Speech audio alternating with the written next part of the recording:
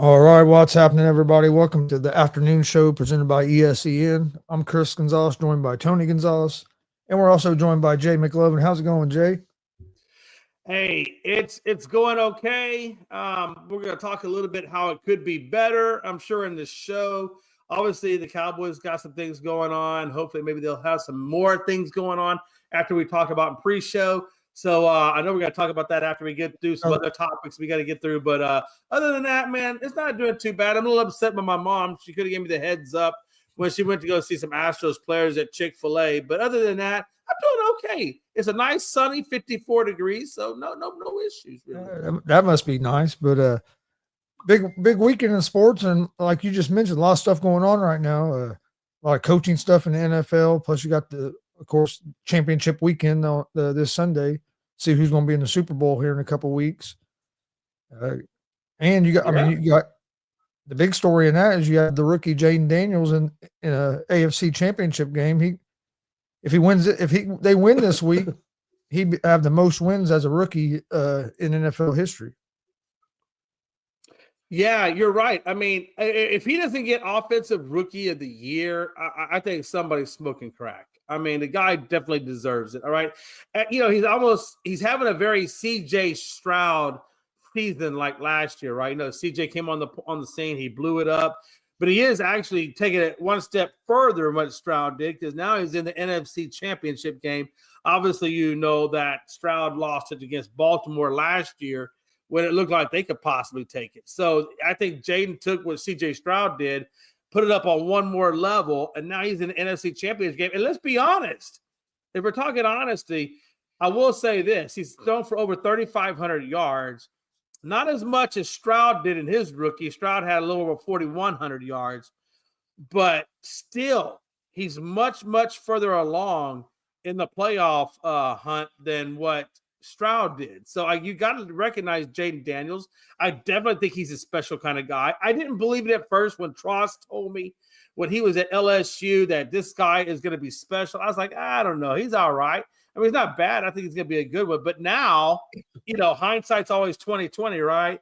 When you look back on it, you got to think that Chicago just stunk up the bed. I don't care what they say.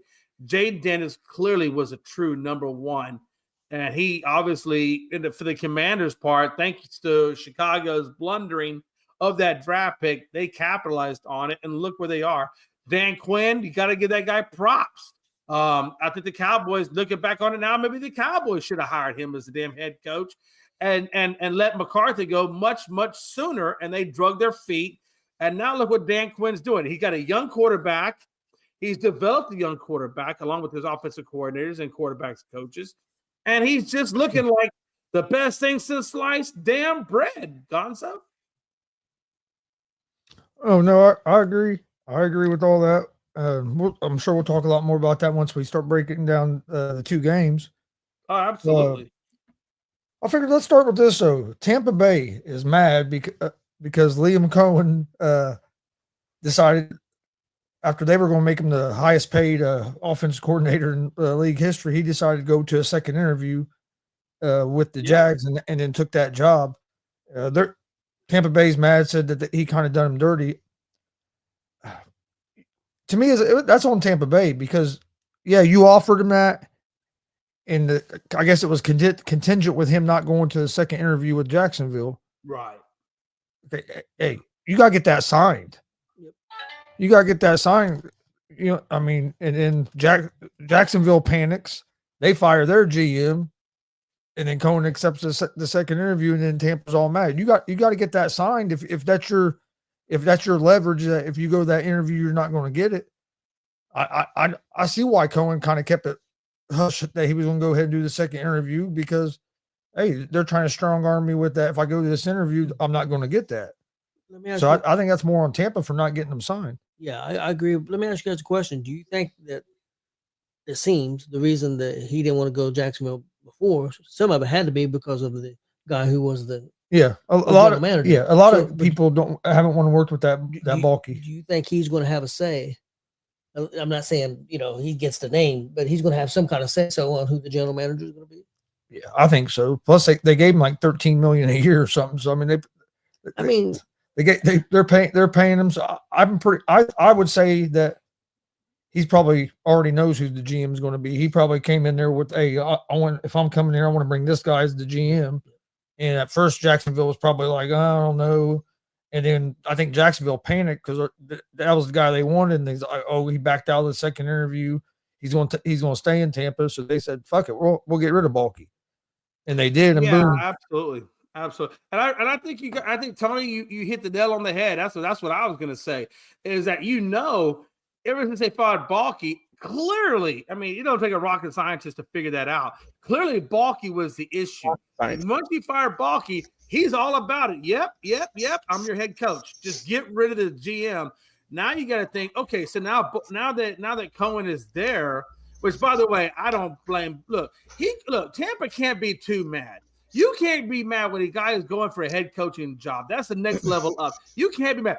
Now, where they could have been mad is if he signed with the Bucks, only to then renege and say, "I want to go over here." I don't think it happen. I don't know if it was. Yeah, I don't think it was signed, but it was agreed. Right? We think verbally agreed. Hey, watch this, Logan. I'm gonna hit you with something. If you remember Jerry Maguire, hey, my handshake is strong as oak. and remember what the fiance said to Jerry? You get it in writing. That's the way you do it. You don't leave there without a signature. Well, that's what happens, Logan. I understand. It's just it's a wild 48 hours is when all this happened. What do you think was going through his head? The fact that he went and interviewed and we don't know exactly what it was, but there's obviously some issues going on with him and the now former general manager. And obviously the owner and Shad Khan clearly thought he was the best choice.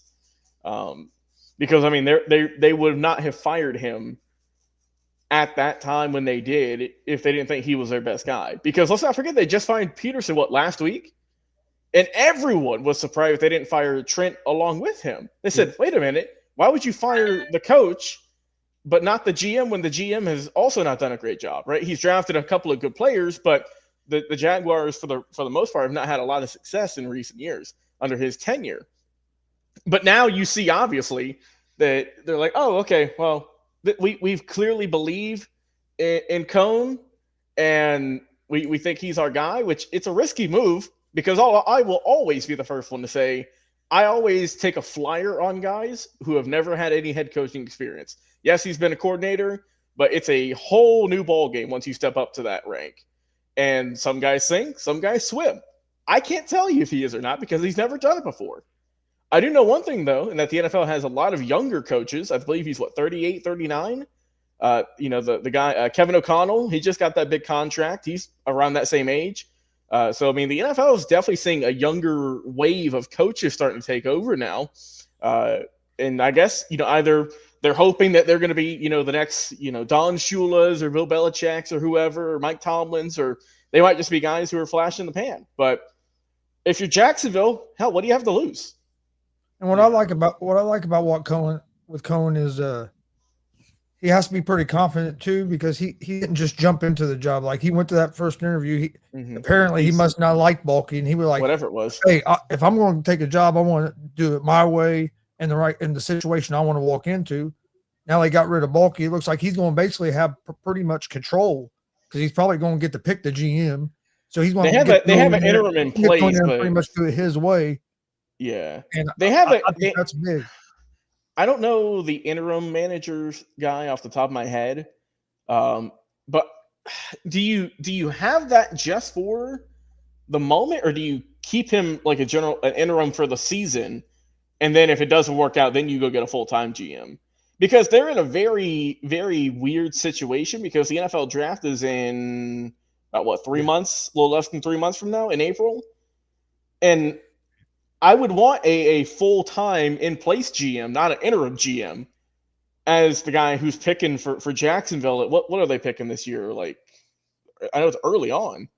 Well, I think that'll show us how much it was Balky, Cohen not wanting to work with Balky or not. Because if they just keep this interim guy, it was just like Cohen just wants anybody but Balky, But if he brings in, if somebody else gets hired, it's going to be more like, Cohen had somebody that had an idea of who he wanted and was able to get that done. So Jacksonville also they have a number 5 overall pick this season. In the I'm first about to round. say they're pretty up So, there. Record. Look, we know they're not going to go quarterback because they have Trevor Lawrence. They just paid him all that money. It wouldn't make sense in this case for them to go draft a quarterback. They have a couple of young pieces I like, right? They got Brian Thomas, the wide receiver. They have a couple of good defensive guys too, but they need a whole team. That's the thing. They need a team. Need an offensive line. They need a lot. Yeah, especially. Yeah, they have some good pieces over there. And I mean, honestly, when you looked at them last year, it was other than some injuries, it was like, why are they so bad?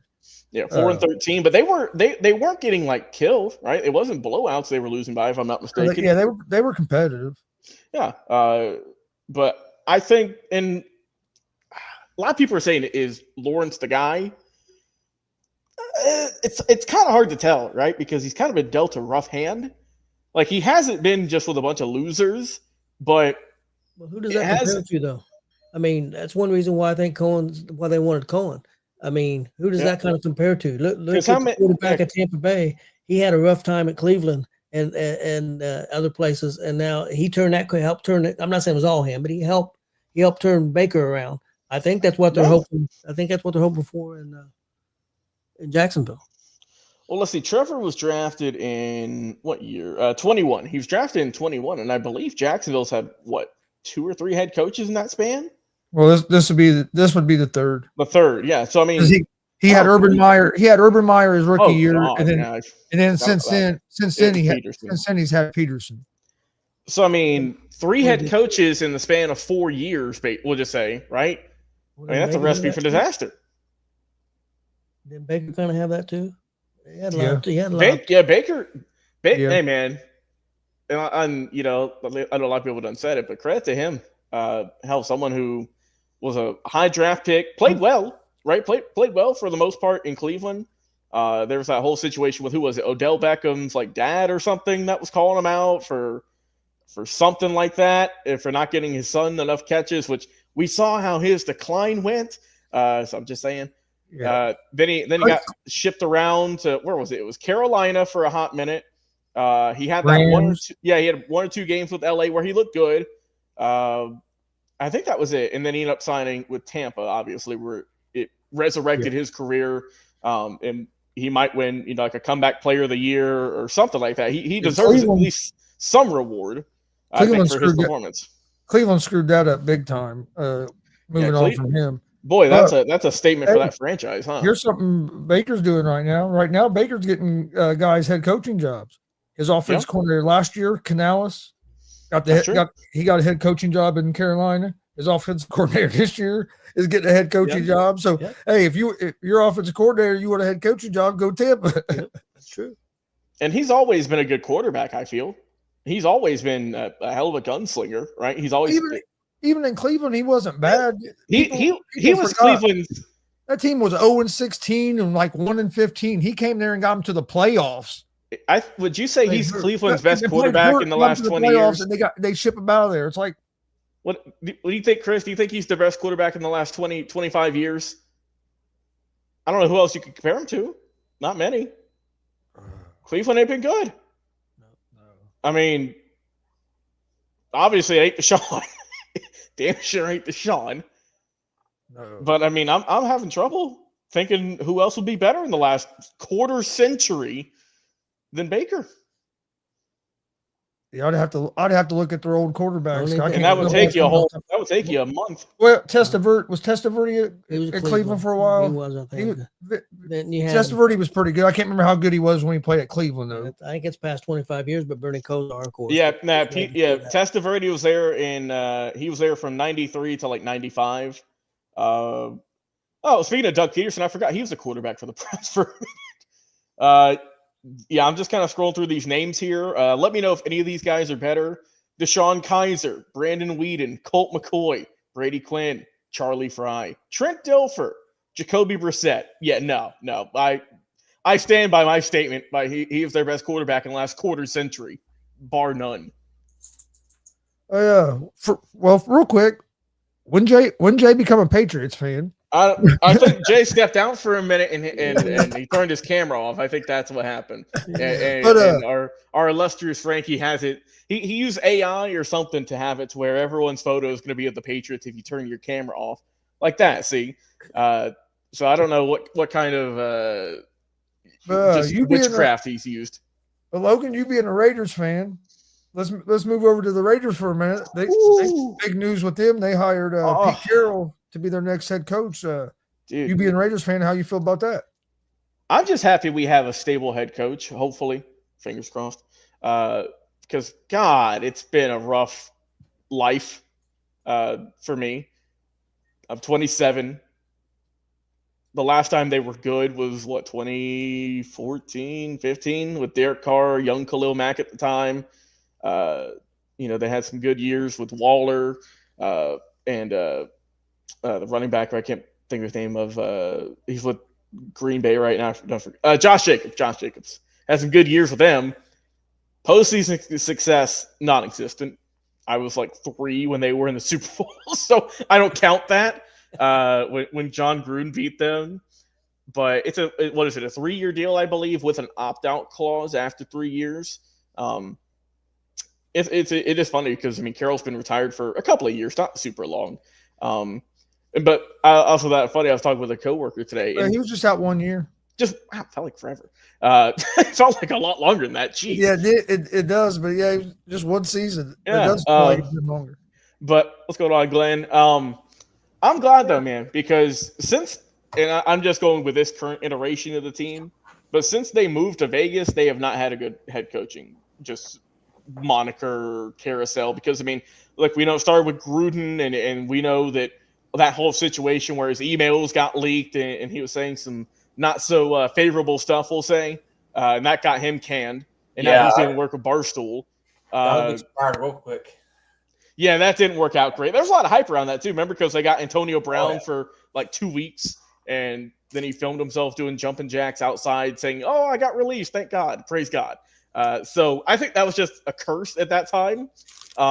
Then there's the whole Henry Ruggs situation, who he's putting up, I hear, all state numbers in the penitentiary. So that's going great.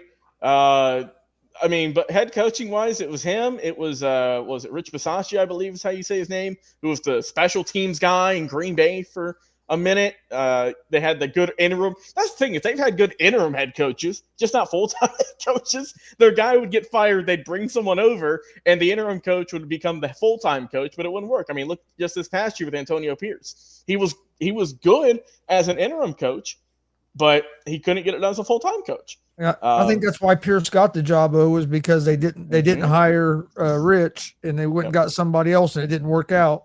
Yep. So then when Pierce done good as the interim, they're like, we're not going to make that mistake again. We're hiring this guy. They're grasping. It didn't work out, Chris. They're grasping at straws. But I felt that Pierce got dealt a really rough hand in a way, because I knew coming into the year that the quarterback tandem, who they didn't even know who the starter was going to be, between Aiden O'Connell and Gardner Minshew. Hey, Minshew was a Pro Bowler last year. He was, but he was hurt. Let's not forget he tore I think he tore his rotator cuff. Yeah, he got beat up bad. But he wasn't putting great numbers anyways, right? He's not a full time. He is not a starting quarterback. He's a great backup quarterback. Thank you. He's not a starter. Hey, we had him in Indy for a year. Yeah, he's an elite backup quarterback. How about that? He's someone that I would love to keep as a backup in case someone goes down. That's who, like with Cleveland, right? Whenever Watson went down again, they had Jameis, and they look decent. Not saying look great, but they look better. Yeah. So you have to have a good backup quarterback. I would keep him on. O'Connell, I get he's young, but he hasn't impressed me. He's a pick out of, I believe it was Purdue. Yeah, Purdue. It's Purdue. Let's be real. It's Purdue. And he never, if I remember right, he never even played at Purdue till his senior season. So so I'm glad we got Pete Carroll. I'm glad that they hired a GM also to fill that role. So now that's 2 of your 3 main pieces. Now your third piece comes up in April when you got to draft a quarterback. Yeah, they need a quarterback. I love the Pete Carroll hire for the I thought Raiders. it was a great move. I thought it was a really good move. The reason I do, I'm big on a coach that can set a culture. And Pete That's a Carroll's culture proven that change he right can do there. that. And that's what the Raiders need. The Raiders need a culture rebuild and get things going the right direction.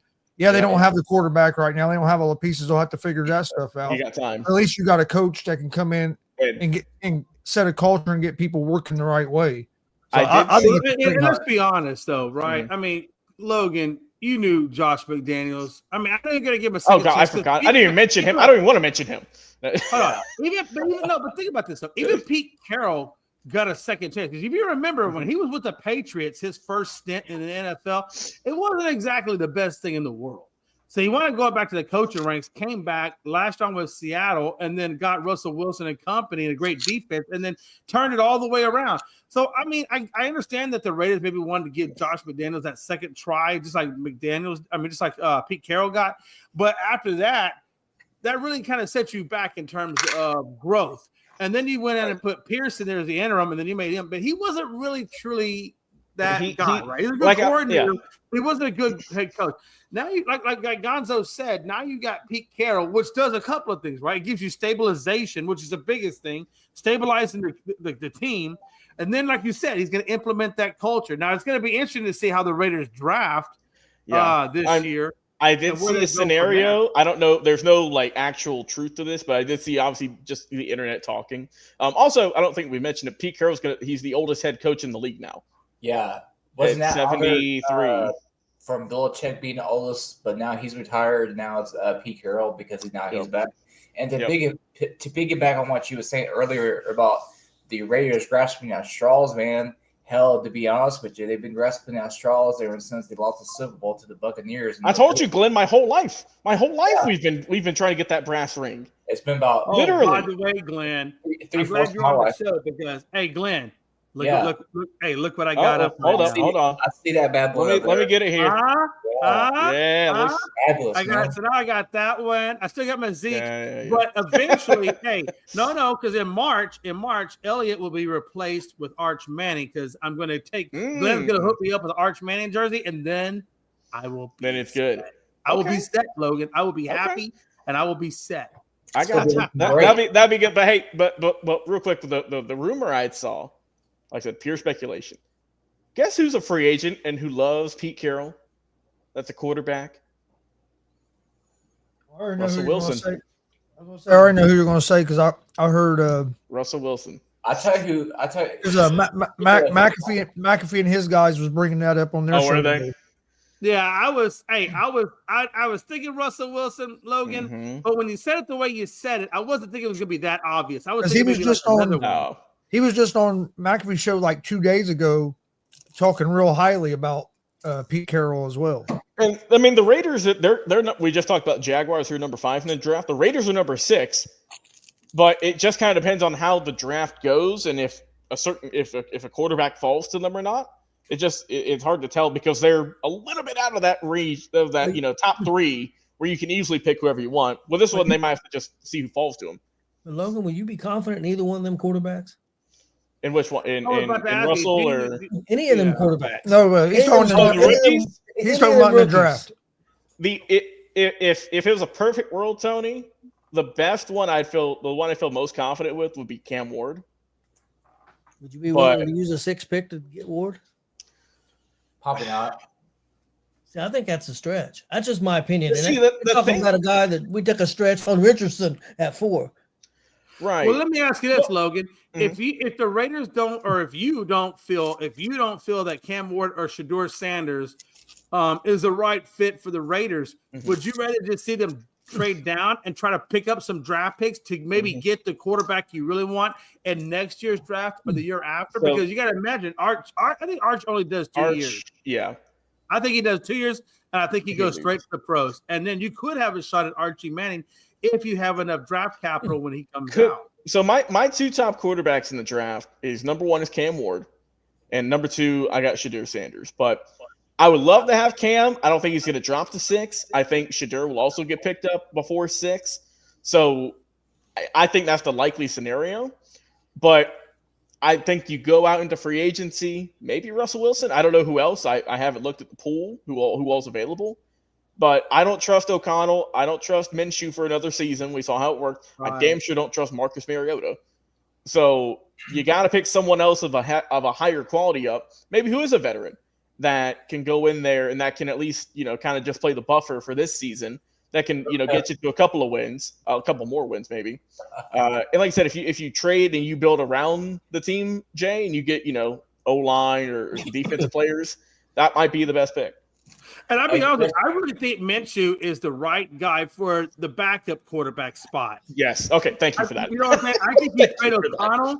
Hey, I think you trade O'Connell, see what you can get from him in terms of draft compensation, and then you keep Minshew as your backup, and then you either draft a quarterback or maybe you bring it, or maybe you write out Minshew as an interim gap fill until you get the quarterback you really want. I don't think he's not going to be your long-term solution, but he could be a gap no. Because hell, even when O'Connell got drafted, I didn't think he'd become a starter in a way because he was a 4th-round pick. It wasn't like he was a first or second rounder. But let's be honest. You guys aren't competing for a playoff spot. That just isn't going to happen. No, so we're the only team in the division who didn't make it. Everyone else did. I wouldn't mind right now Minshew. Let him get you another shitty record, and then you're going to have another high draft spot where you can draft at a higher level and get what you really want.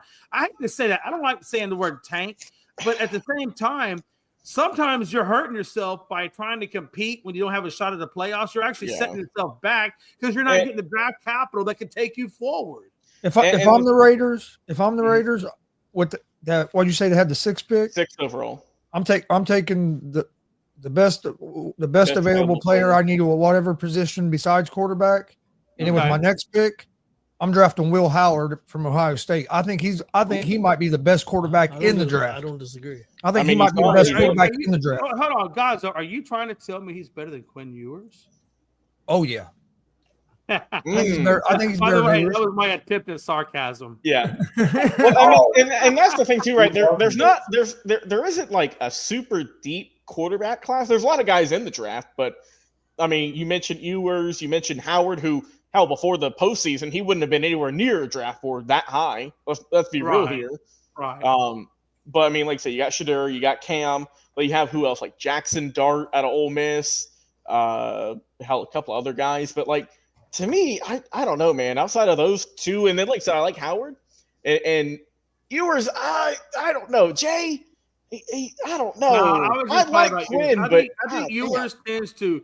You don't want to draft Ewers because I feel like in the biggest of moments he shrinks, and I don't want a guy who's going to shrink on me. I want a guy who shrunk in college and then goes to even better competition. Right. That's the thing.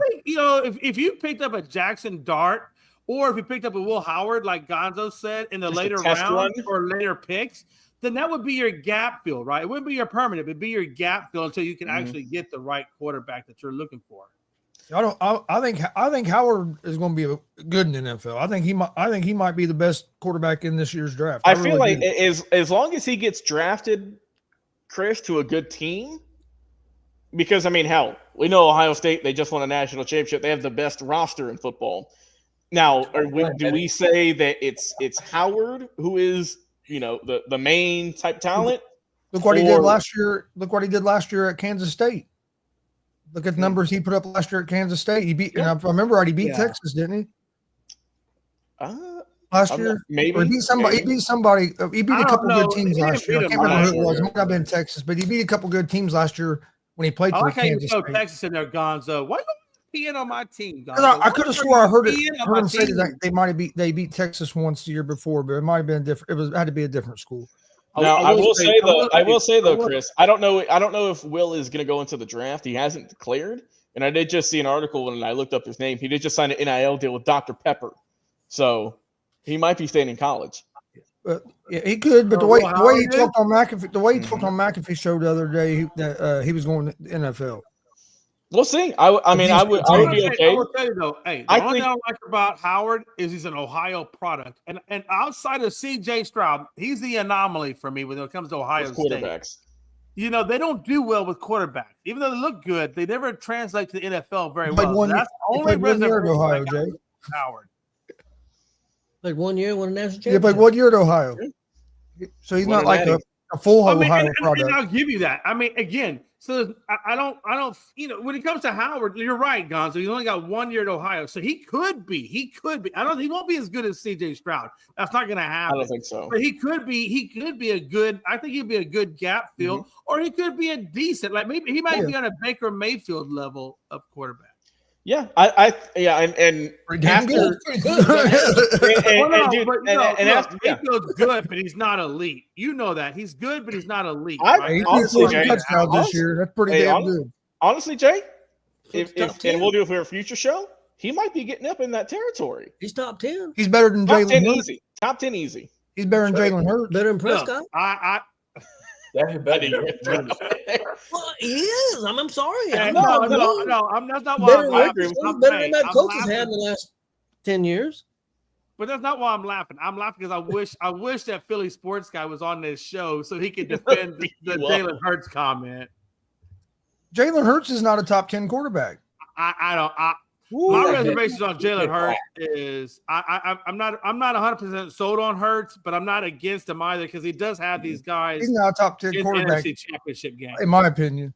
I remember about 2 years ago on a different network, there was about 4 or 5 guys that was trying to roast me because I said Lamar Jackson was a better quarterback than Jalen Hurts. But everybody, absolutely. Jalen Hurts is doing. Look what he's doing with the Eagles. No. That 1 year when he went to the Super Bowl, I tried to say he was better than Lamar. He's not a top 10 quarterback. He had that one good season. Look at all of his other seasons. My top 15. Hurts is mid-pack at best for me personally. That's about where he's at. Like 14. So here's his numbers for the year. He played 15 games, by the way. So he didn't play a full season, but he played in 15 games. He's consistently played in 15 games his whole career. He is 20th in terms of yards with 2,903. But hell, you got the best running back in the league in Saquon. So obviously that's going to go down. We know that. Lamar's numbers didn't go down. You have Derrick Henry. That's true. Who ran for almost 2,000 yards. You got 18 touchdowns in the air. That's tied for 20th.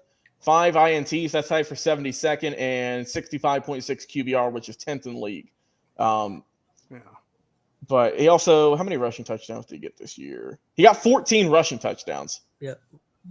I will say this. This is how I look at Hurts. I think, and it hurts me to say what I'm about to say because Hurts is from my hometown. So it hurts me to go against my hometown. But, as a podcaster, you have to separate yourself from that. And if I'm being real, I think Jalen Hurts is probably, he's definitely a step below Lamar. He's not better than Lamar. That's just not going to happen. He's not going to happen. But also, I want to say this to prove Chris's point, what he just said. Lamar is good because even with Derrick Henry, he still does what he does. And let's be honest. If we're being honest with ourselves, the only reason Philadelphia is even in the NFC Championship game is Saquon Barkley. Yep. And their offensive line. Yep. Yeah, O-line because they don't get enough credit. But Saquon right? is the driving force. Let's be real. Yeah, that's what I'm saying. He's the driving force of that offensive line. I think Derrick Henry had a great year this year. He looked great compared to when he was in that last year in Tennessee when he was a little bit banged up. Everyone said, he's pushing 30, he's done for. But hell, he was a big reason for their success. But with Philly, there was a clear number one, and that was Saquon in the backfield. And I felt that Jalen Hurts took a back seat because I think he played his role better because he said, hell, I don't have to do as much. Let me just give the ball to this guy. And I mean, you look at his numbers and you look at, in the games they had last week, weren't eye-popping numbers. He's not going to break any box scores, but it was efficient. It got the job done. Almost got the job done. Well, speaking of the Eagles, what do you guys think about the Eagles and Commanders game Sunday? Ooh. I think Philly's going to take it. But damn, what a good story Washington is. Dude. I think that Jaden Daniels will have the better performance of the quarterbacks, but I think that Philly is the better team at the moment. But damn, Washington is the hottest team right now. I'm taking Washington. I am. I'm going to take Washington as well. Also, let's not forget it's going to be in Philly too. Yeah, that is a big factor in these championship games is that it's going to be with your home crowd. Yeah, it doesn't really change anything for me. I feel like they're the Commanders are better, like the 0-1 Patriots right now. The way they're looking, the way they're playing. Nobody's really giving them any credit right now, kind of deal. I think they could pull off the upset. Here's the thing for me. I think Washington can win if and only if they can contain Saquon. If the Washington defense can contain Saquon or at least hold him under 100 yards, then I think Washington has a good That's chance. A lot. That's a hard ask. You know what, it can be done. It can be done. So here's the deal. Mm-hmm. Dan Quinn's a defensive-minded guy, right? He did great things on defense. And I think that he can get the most. If he can get the most out of this defense in Washington, you don't gotta. If he scores, he scores. But as long as you can contain him and make Washington beat you with the wide receivers, then they got a damn good shot at winning. So here's the strat, Jay. If I'm Washington, if I'm Dan Quinn, who's a good defensive guy, to go along with their already impressive coordinating cast and crew, right? So would you, and I'll ask you. Would you have them bring either a corner or a safety down into the box, right? That way you can stuff Saquon, and that way you have Hurts beat you with his arm. Which I'm not saying Hurts has an awful arm. He has a good arm. Right. He doesn't have a Patrick Mahomes type of cannon, right? But he can throw it if he needs to. But look at the numbers, right? Look at the production from the Philadelphia receiving corps, right? AJ Brown, his highlight for the postseason has been reading a book. Dallas Goedert is a good tight end. I think he could be effective.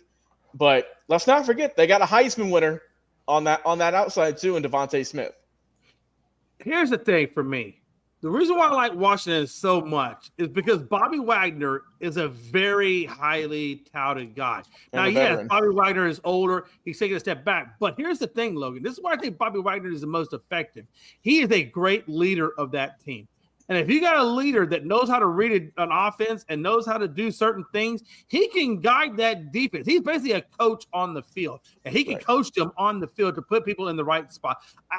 Bobby Wagner is my secret weapon on that defense, and I think with Bobby Wagner and company going against it, I think they totally can. I think they can do what they need to do. If you're asking me, do you bring a corner or a safety? I don't bring the corner because if it's a play action, I don't want to put my those wide receivers in good spots. So I think I bring the safety. I think I take the over-the-top guy.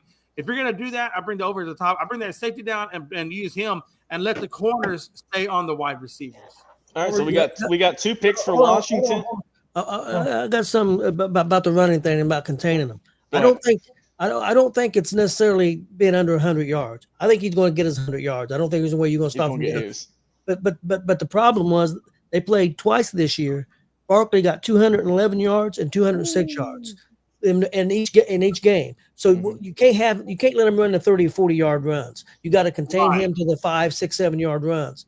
And the other thing is Washington beat him the one game that they beat him. Of course, I don't think their starting quarterback played the whole game, so the backup did come in that game. But Washington still beat him, and they turned the ball over 5 times in that game, and Washington still beat him.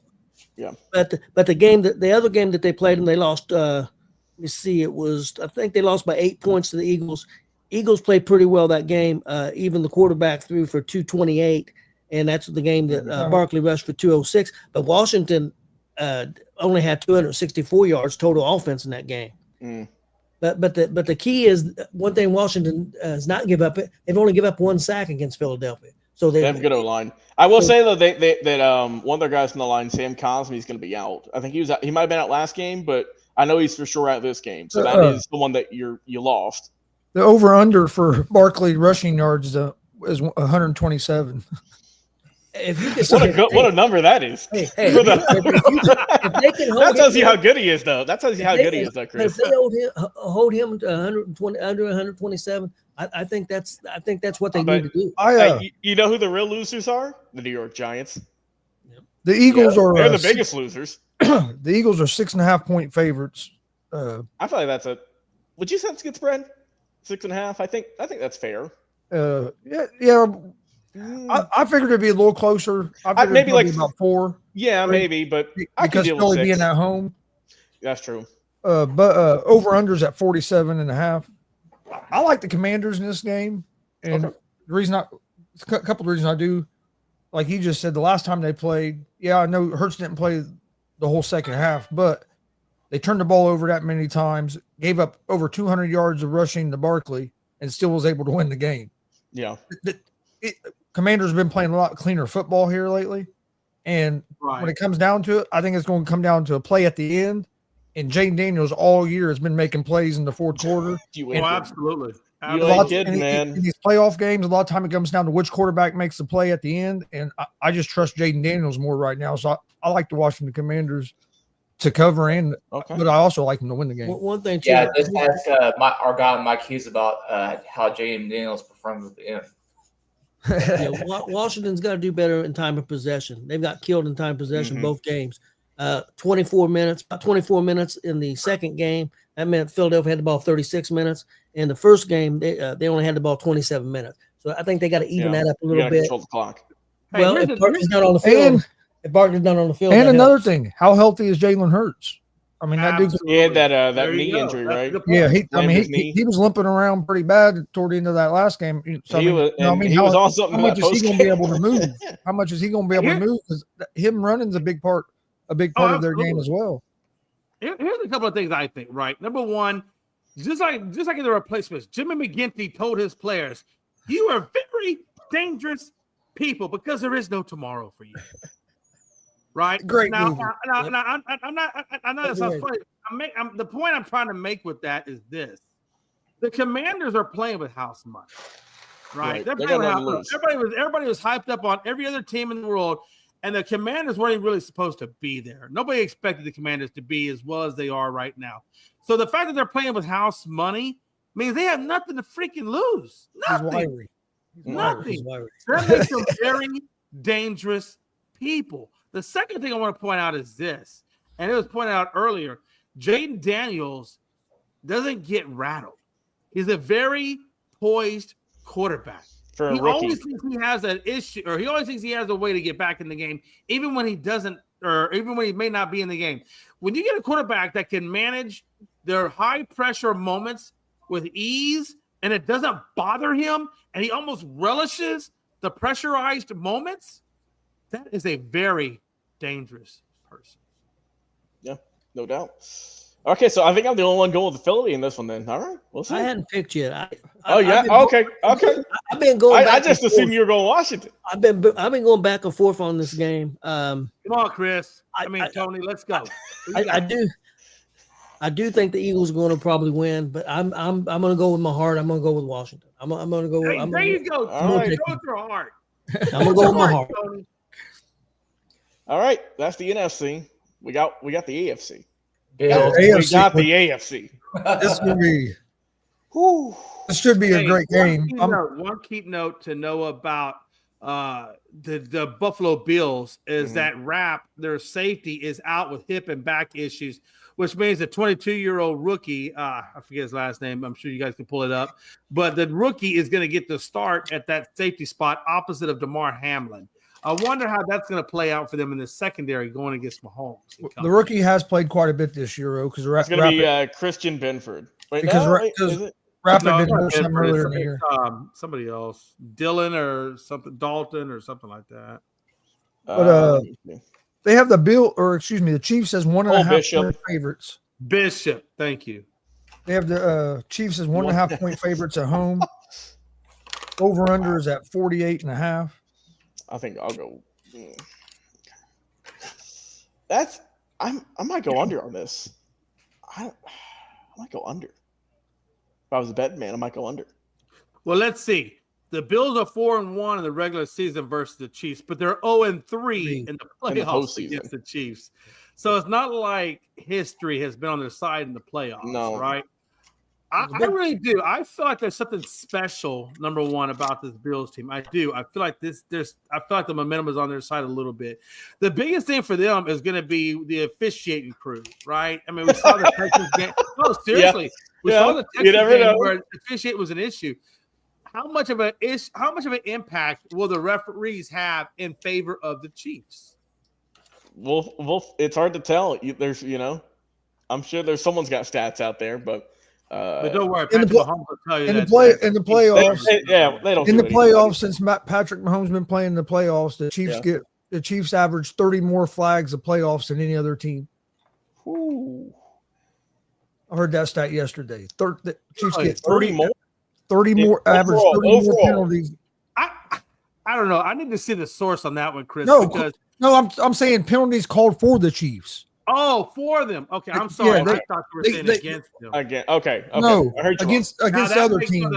Against other teams is 30 times is 30 more than any other team. Okay. I'm just saying. Look, Patrick Mahomes be blowing came that out whistle. and said blatantly that the Chiefs and the referees don't have this quote unquote agreement. But you can't, like Chris, like you said, 30 more penalty or for them versus. I don't know. I don't buy that. Logan, Glenn, Tony. It's. It kind of feels like back with the Patriots whenever they're doing so damn good. Everybody's coming out with some crazy stats. Yeah. Mm-hmm. The refs are on their side. They're deflating footballs, which they were. The tuck rule, which isn't real, and all this other stuff. Look, it just kind of comes with the territory, I think, honestly. Yep. But look, they've been here, 7 years in a row in the AFC Championship, for God's sake. I thought that, I'm tired of seeing it, man. I'm so tired. I face them every year, Jay. Jay, they're in my division. They're in the West. I'm tired, Jay. I'm tired of this. I want to say real quick, going back to the Pete Carroll thing, your division has ascended high caliber coaches all the way up top to bottom, right? Harbaugh, Carroll, Reed. Everyone's got championships. Everyone's got chips. Everyone's got rings. Everybody's got something. It's a stacked coaching division. But the thing with this game that kind of, if I'm Buffalo, it kind of scares me, is Travis Kelce had his best game of the season last week. He had, 7-8 catches for over 100-something yards? Yep. And he hadn't done that all year. Look, he's older, right? He's just kind of hanging out now. He's earned that right. He's a certified Hall of Famer. But it's the playoffs, and my God, it feels like he just kind of comes alive whenever it's the playoff time. So, like Jay had mentioned, with Taylor Rapp, their safety out. Hey, Travis, go run a poster out for me, buddy. Because we know Mahomes, and look, that's the thing, is that the thing with this Chiefs team is that their defense is really their top strength right now. Right. Their defense is their top strength, not their top tier, top 5 quarterback in the league in Patrick Mahomes. I know he had a down year this year, but it wasn't a bad season, right? I know he had a few more picks than normal, but he still threw for a lot of yards. He still threw for a good amount of touchdowns. And he's still Patrick freaking Mahomes, who's won championships, who's won MVPs, So, but I'm glad you said that, though, Logan. I'm glad you said that because if you look at the tape this year, based on what you're saying, you got Josh Allen, who has basically about 200 less yards passing, but he's got 28 touchdowns to Patrick Mahomes' 26. But the biggest stat is he's got 6 interceptions to Patrick Mahomes' 11. Patrick Mahomes has almost doubled. Had the type of season he typically has. Now, that doesn't mean that he won't flip the switch in the playoffs and go back to that Patrick Mahomes. That could very well happen. I'm just trying to say that I really believe Josh Allen is clicking a little bit better than Mahomes in the regular season. But the biggest thing, Logan, the biggest thing for me is you got Pacheco, who just came off that femur injury, who has not performed at a high level. Ask me how I know that because he's on my fantasy team. Also, Kareem Hunt he's had a good season. He's not had it bad, but he's got 200 carries at 728 yards and 7 touchdowns, where you got James Cook at 207, 7 carries more, 7 than Kareem Hunt with 1,000 yards and 16 touchdowns to 7. What I'm trying to say is this, you got a great running game that's better than the Chiefs. You got a quarterback who is outperforming Mahomes in the regular season. Yep. They're going to have to really go back to that flipping of the switch like they have in the previous playoffs if they want to have a shot at beating this Buffalo Bills team, in my opinion. Yeah, the regular season game, Buffalo had 366 total yards to Kansas City's 259. Buffalo passed for 262. Kansas City passed for 181. The rushing yards, Buffalo 104 and Kansas City 78. And also sacks, Buffalo give up no sacks. And Kansas City give up 2 sacks. Buffalo has a great O-line. I don't think that gets talked about nearly enough. They have a great O-line. And a big key for Buffalo, too, was time of possession. 34 minutes to Kansas City's 26 minutes. Mahomes ain't on the field. He can't beat you. So that makes it. And that defense will tire out eventually if you keep them on there long enough. I think that's the key. If you're Buffalo, you have to have long drives You have to milk that clock, because if you get 10, 15-yard drives, even if it results in a field goal, right, you're still putting points on the board. Obviously, you want a touchdown, obviously. But as long as you can make those long drives, kill that clock, and keep him off the field as long as you can, that's how you do it, because that defense, it will tire down if you slowly just methodically go nickel and dime your way down the field. I think Cook's a big key for Buffalo. I really do. Cook's a big key, and I need to see which receiver is going to step up for Buffalo. Is it going to be Shakir? That's another thing, though, too, Logan, right? Mm-hmm. Sky Moore, IR. McCole Hardman, IR. On so Kansas who you City, really have? You got DeAndre Hopkins, who's, let's be honest, has taken a couple of steps back in his production. Mm-hmm. You got Xavier Worthy, the rookie. That's my guy. That's the guy right there. I think it's Worthy. Well, Worthy's been hit or miss. He has good games. He's very has games he disappears. So that's why I said that, Tony. That's why I said, because if he's on, that could be a big factor.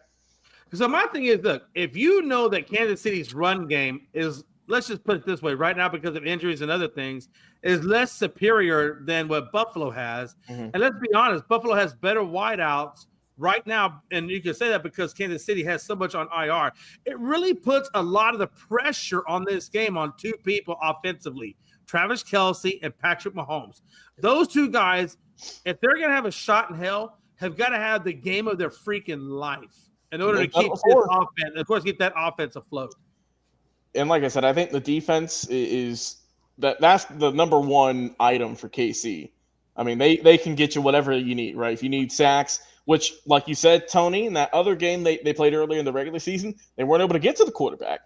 I would hope that they would look at the film and figure out some other scheme or whatnot, some packages to get to Allen, because you got to create pressure. If you don't, then he's just going to eat you alive. It's the same thing goes for the other side, right? You can't give Patrick time to cook, or else he's going to throw some touchdowns.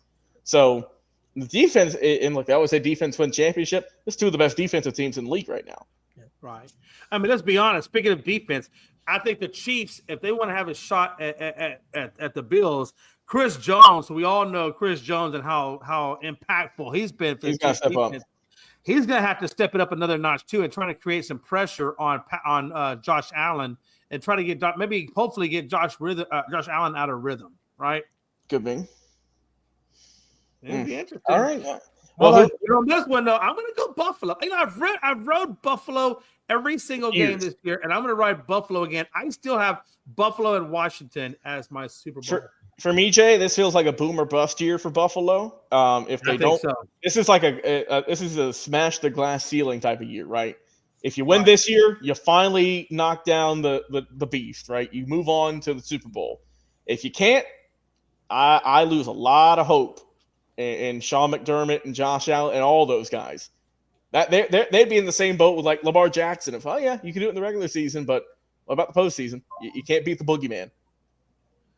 So Glenn, let me ask you this, Glenn. Hey, Glenn, let me ask you this. Based on what Logan just told you, you know, with all the injuries offensively that the Chiefs have had, you know, how do you see that playing out in terms of the Bills versus the Chiefs? Because I do think that Logan's right. I think this is boom or bust, because you're getting a hobbled offensively, at least in the wide receiver department. Even in the running department, you're getting a hobbled offensive Chiefs team coming in there. You got to think if they're going to win it, this is the year to do, right? Yeah, I feel like Kansas City with their offense, with all the guys on IR right now, they're going to have to play perfect to honestly be able to keep up with Buffalo and stuff. So I felt at the end of the day, it's going to be Buffalo by 10. Okay. And at 10 o'clock on Sunday night, you know, Logan, that's going to make your day, because the big bad boogie daddy has been defeated. The Papa Pump coming out. Scott Steiner. Hey, Chris, I got a question. Hey, Chris, I got a question for you, Chris. Based on, I'm asking about Patrick Mahomes' legacy. If he goes into this Buffalo's, or they're going to come to Kansas City, but if he beats Buffalo in the AFC showdown with a hobbled wide receiving core and a little bit injury-plagued running core, what does this do for Patrick Mahomes' legacy if he wins? And if he loses, how does this have? I mean, I know he's got two Super Bowls. If he wins this but loses the Super Bowl, does this kind of submit him? let's put it this way: Brady didn't have as many injuries to the wide receiving core as what Patrick Mahomes. Wait a minute. Let's stop. Let's stop. Whoa. Let's stop this. Let's stop this making excuses for the Chiefs already. Oh, their wide receivers are hurt. The running game is hurt. We're making excuses for them in case they lose. How many games they lost this year? 2. Yeah. And the other one they just gave away. Yeah, they're playing with the same team they played with all year, and they beat everybody. Why are we making excuses for them now? Because they're getting ready to play against the Bills in the championship game. The Bills have people hurt too. We're not saying, oh, they're all banged up. It's why are we making excuses for the Chiefs all of a sudden? Tony, can we get a blood pressure check on Gonzo? Because I really feel like he's got some high blood pressure going right now. I haven't seen him that acclimated in a hot minute, and he is pissed right now. He made a good point. I'm not pissed. No. I'll be honest with you. You're not the only person that said it. I've heard it all over the radio today. All of a sudden, we're building an excuse in case the Chiefs get beat this Sunday. I don't want to give them excuses. I don't. But you got to admit, Chris, when Sky Moore, Rashee Rice, and Hardman are all on the injury reserve. Pacheco just came off of injury. Not even 3 or 4 weeks ago? I'm just saying, if he comes up with a win, but I'm saying if he comes up with a win, you got to admit that does do something for his legacy because he's not going in with the most healthiest of teams. You got to admit what you're saying, but to answer your question, this game, I don't think does anything for his legacy. I think if they win this game and then they win the Super Bowl. They win the Super Bowl and he gets the three-peat. That's going to propel him right. That's going to propel him right up there as GOAT. That's going to put him almost right up there with Brady as GOAT because nobody's ever done 3 in a row. I think he meant to say didn't. I think that's what he meant to say. Didn't have Gronk at times. But this game, I don't really think it does because I think it's more about the Super Bowl for his legacy because he's won so many already. I think, look, if Kansas City loses this game, they still won back-to-back championships and they were 1 game away from getting back to it. Yeah, that's impressive enough. Hell, I'll take that in a year. I don't think it hurts his legacy if he loses, but I really don't think it helps his legacy if he wins this game. I think it just adds to it.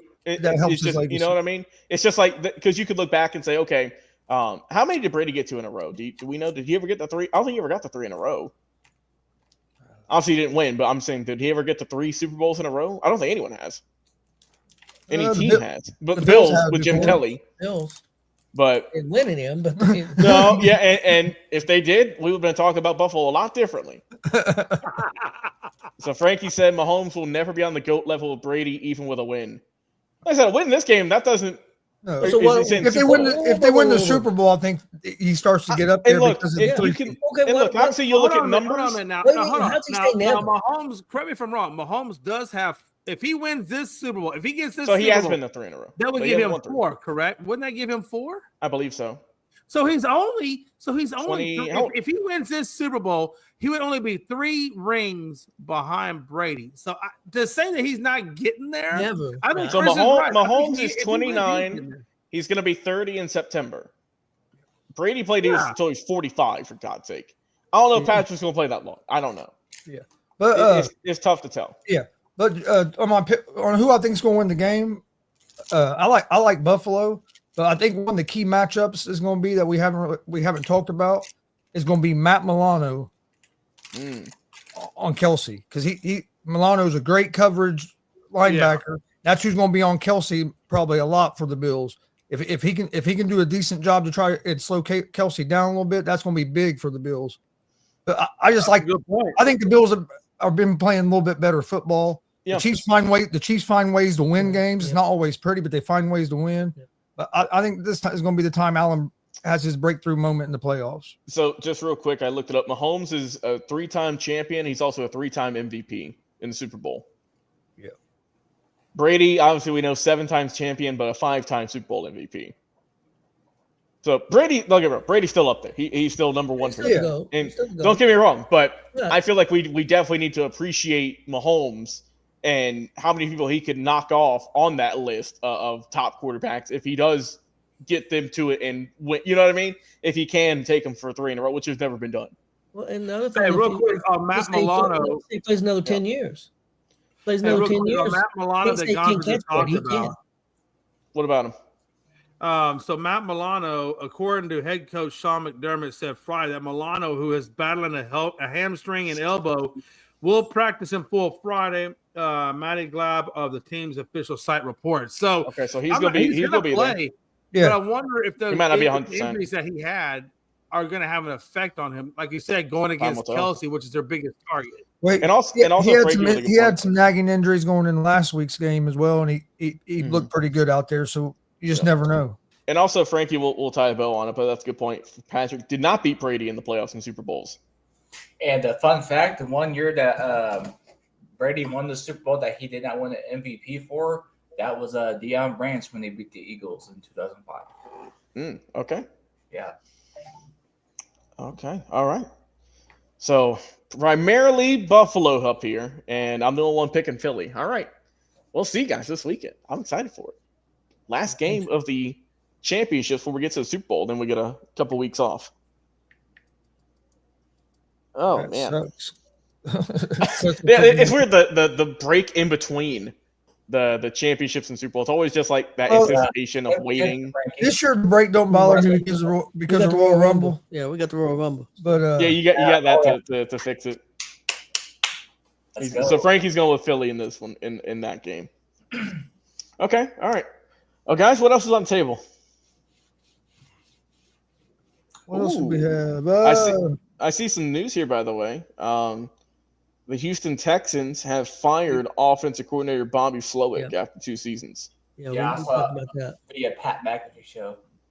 So that he's gone.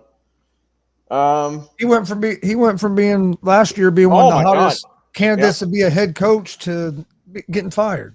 Yeah, and I know we were talking a little bit about some college players. I see Quinshon Judkins is leaving early for the draft. I mean, hell, I would leave too. Your name's the highest it'll ever be. There's 2 Notre Dame players that's also declared for the portal. But they're going to the portal. Yeah, they declared there was 2 players that Notre Dame offensive linemen that declared to go to portal. But were they starters or were they bench players? Well, they weren't starters at the beginning of the season, and then the guys got hurt and they became starters. But they didn't think they were going to be starters next year. Yes, that's why they're leaving. But they still pretty good players. Yeah, they're good players. They didn't think they were going to be starters next year because them guys are back and they got some recruits at them positions that are also 5-star recruits. So them guys felt like they better get out of there. You heard what McAfee said. Maybe they can talk to IU. That's what he said. Or West Virginia. Yeah, West Virginia too. So I see here Jimmy Butler is probably gonna get suspended again. Imagine that. You know what? We'll just leave that one right there. We'll leave it with Glenn's comments and move on. He missed a plane or something. Yeah, he missed a flight, but look, I don't know if y'all saw the other day he was wearing Phoenix Suns colored shoes. Yeah, that'd be the last team I'd send him to. That's where he wants to go. He said, "You know what, buddy? You're going to Washington." I'm sorry. I know he's a good player. He's playing for the Wizards. I said to Toronto, send them up north. Hey, they just beat the Hawks last night, man. Too soon. Anyways, Pacers got beat by 30 by the Spurs. So hey, you had Miles Taylor dressing like someone's auntie. I mean, God. Hey, by the way, Frankie, I got my Zeke jersey up there just as a replacement, but when it ain't the basement, brother. It's the thrift store. In February, in the middle of February, I'm giving Glenn some more money, big swatty thing of cash, and he's gonna get me an Arch Manning Texas jersey. So that one's gonna get replaced eventually at some point. But there you go, Frankie. There you go. See, it's there. It's gonna be nice. It's gonna be beautiful. You don't have like a Houston Astros jersey you could put up there. Hey, baseball season. Jersey anyway. Hold on, let me turn this around. He probably got like a sign mill. Okay. He's got 2 TVs. Okay, hey, is that an IU jersey? No, that's a Elijah one.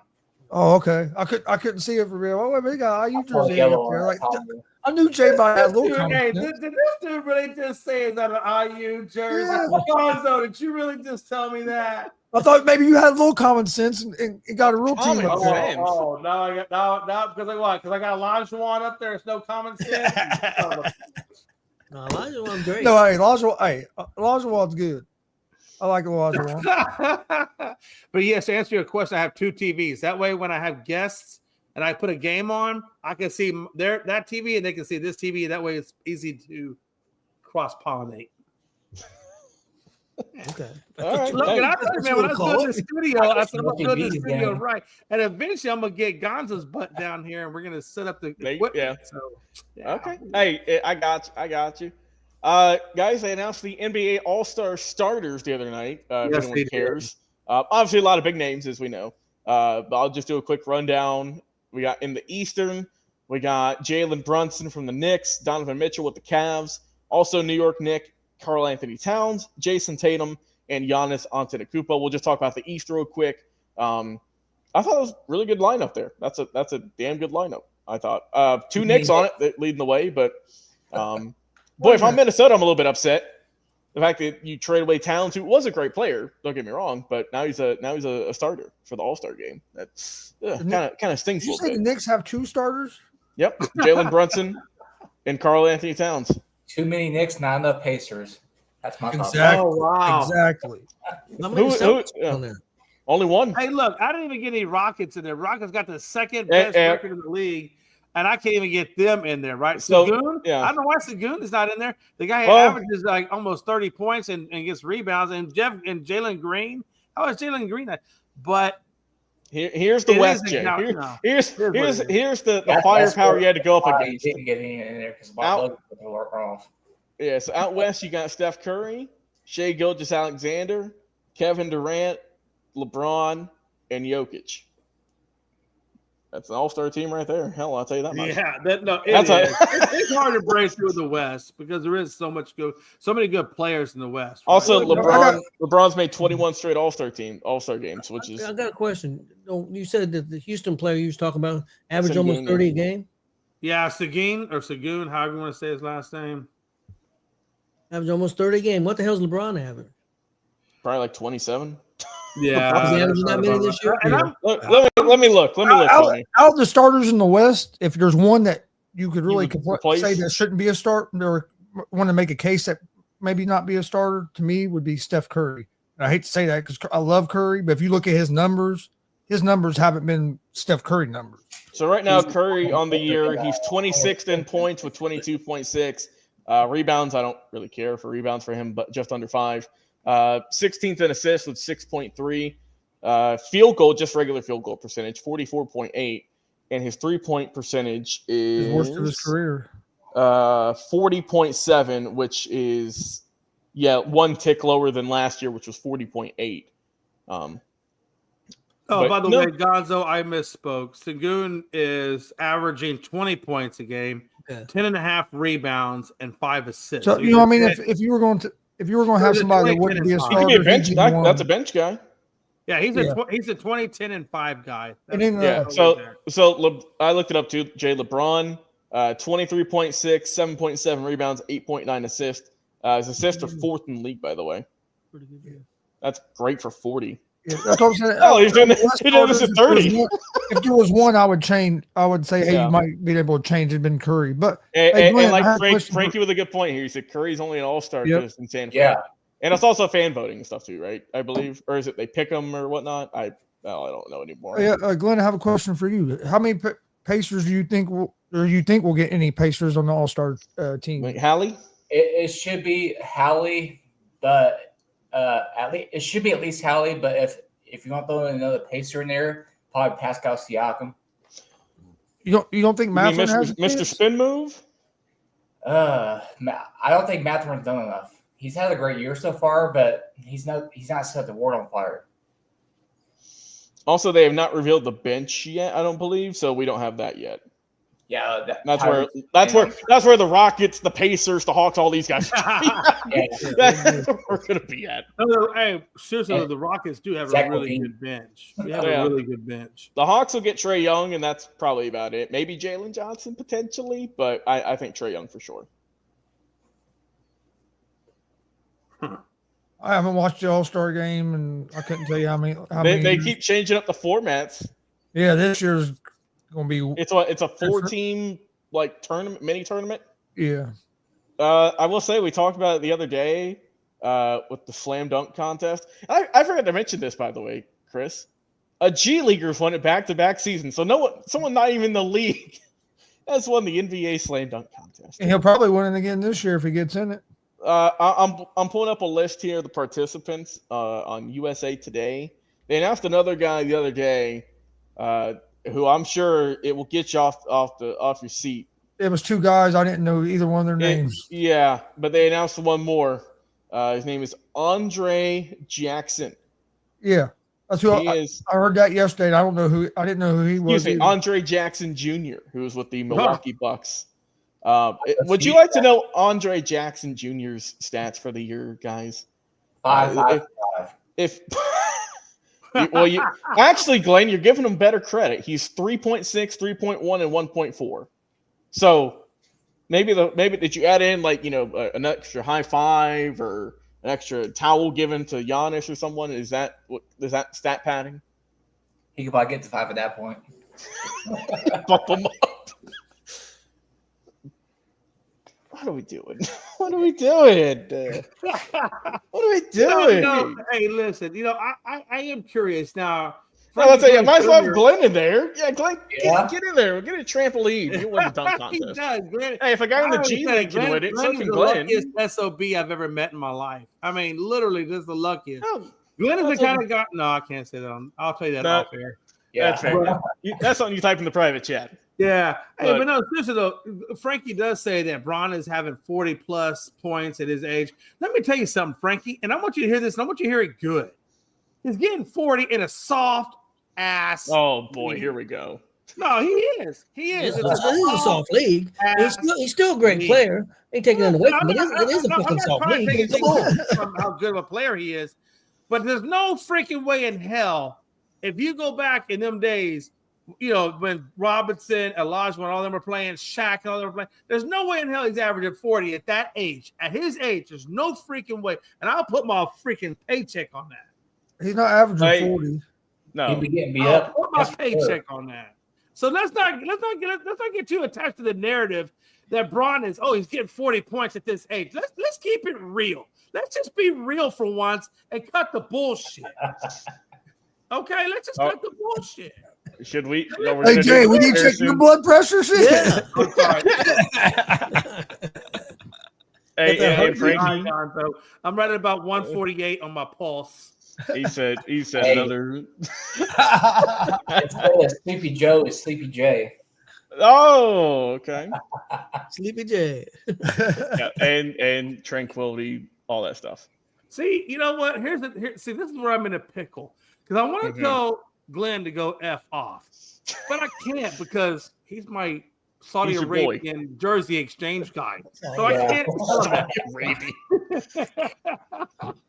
And Frankie, this is going to warm your heart, I know. But Michael Jordan's final year in the league at age 39, averaged 20 points. What else did he get? Where's the rebounds out in this thing? 3.8 assists, and in terms of rebounds, 6.1. Who is that? Frankie, there you go. That was Jordan's final year in the league with the Wizards when he was 39. Played every game. He played 82, but hell, no one even plays 75 anymore. Oh wait! Are you the soft ass league? Are you telling me he didn't load manage? Nope, not at all. Nope, hell, no one did back then. Okay. That was in 2003. Yeah. I mean, that's how it is. Soft ass league. Who the hell was the last guy who played 80 games? Tony, you've been around long enough. You know better. You calling him old? You know better, Tony. No, because me and Tony are pretty close to the same age. Tony's got me by a few years, but we almost the same age. Tony remembers Walt Chamberlain, probably. I remember Walt Chamberlain. Yeah, I was like, still, baby. So, who was the last player to play 82 games? Harrison Barnes in 23-24 Sacramento. Had a couple other guys, but no, Sabonis did it with the Kings as well. I mean, there's a couple of guys who still play it, but I mean, not a whole lot of top tier stars that I can immediately see. No, but that's just what they do. I can see Sabonis. Harrison was the most recent one that played the whole season. Harrison Barnes, for God's sake, he's the most recent. Well, hell, I mean, look, Harrison's he's a good player, but Everyone that was playing wasn't scoring close to 20, only Jordan and Bron. Hell, there's only been a handful of guys who've played to that age, to be fair. Yeah. And played for 20 years. You know, Jordan is one that's played in both types of eras, right? He played the old school era, but he had a little bit of the new school era when he came with the Wizards, right? So how many seasons did Carter play? Oh, Vince got drafted like in 98? That dude played like he retired like 2 years ago. He played almost as long as he played forever. He played about 20. How many years did Jabbar play? The guy, Logan, who was the guy that played for the Miami Heat that played forever? Udonis Haslem, but he didn't really play. Let's be real here. If anyone wants to talk about load management, it's that guy.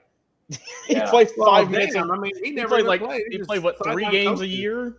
He played like maybe 10 minutes in the. If that, he'd be lucky to score points.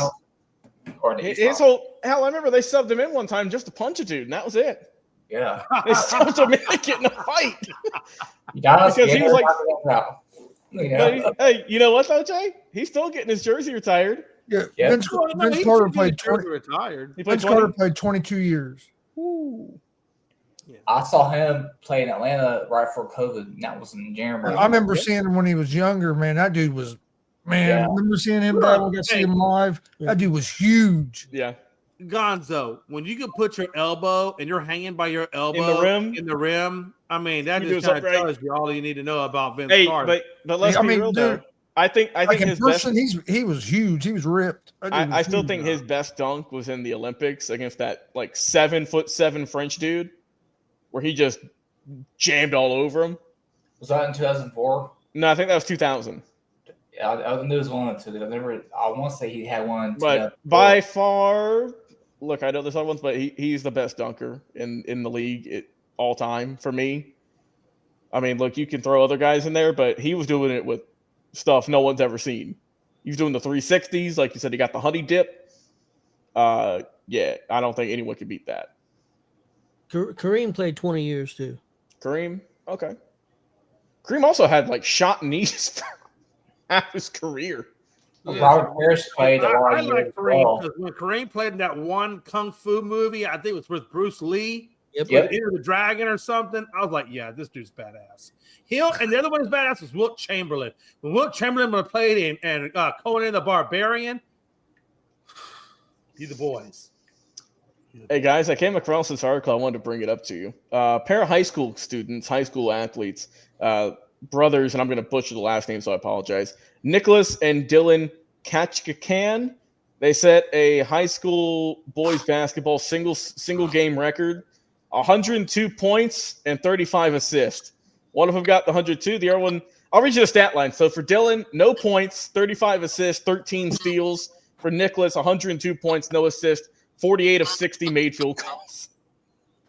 I mean, it's a state and national record. They got the win in that game, by the way, 119-25. The score was 79-0 at halftime. God, they were playing against the five of us, I think. They had to be the only two touching the damn ball.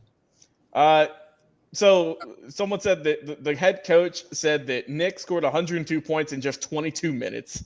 Talk about efficiency. He had to be. That's what I'm saying. Them two guys had to be the only ones on offense that touched that ball the whole damn game. They could have that many assists and that many points in a high school game. So they only played like 8-minute quarters or something like that. They don't play that long. No. It had to have been the other team just could not buy a basket, give it to him, dish it off, layup. I'm sure there wasn't a whole lot of jump shots in this one.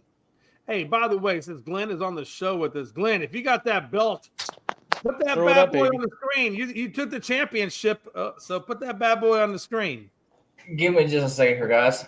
Damn right. Hey, good. He's gotta go shine it up. What he wants. He don't take orders. He'll bring it out when you want. Hey, but let's welcome our boy Frankie. Frankie. Yes, sir. Yes, sir. Hey, Frankie.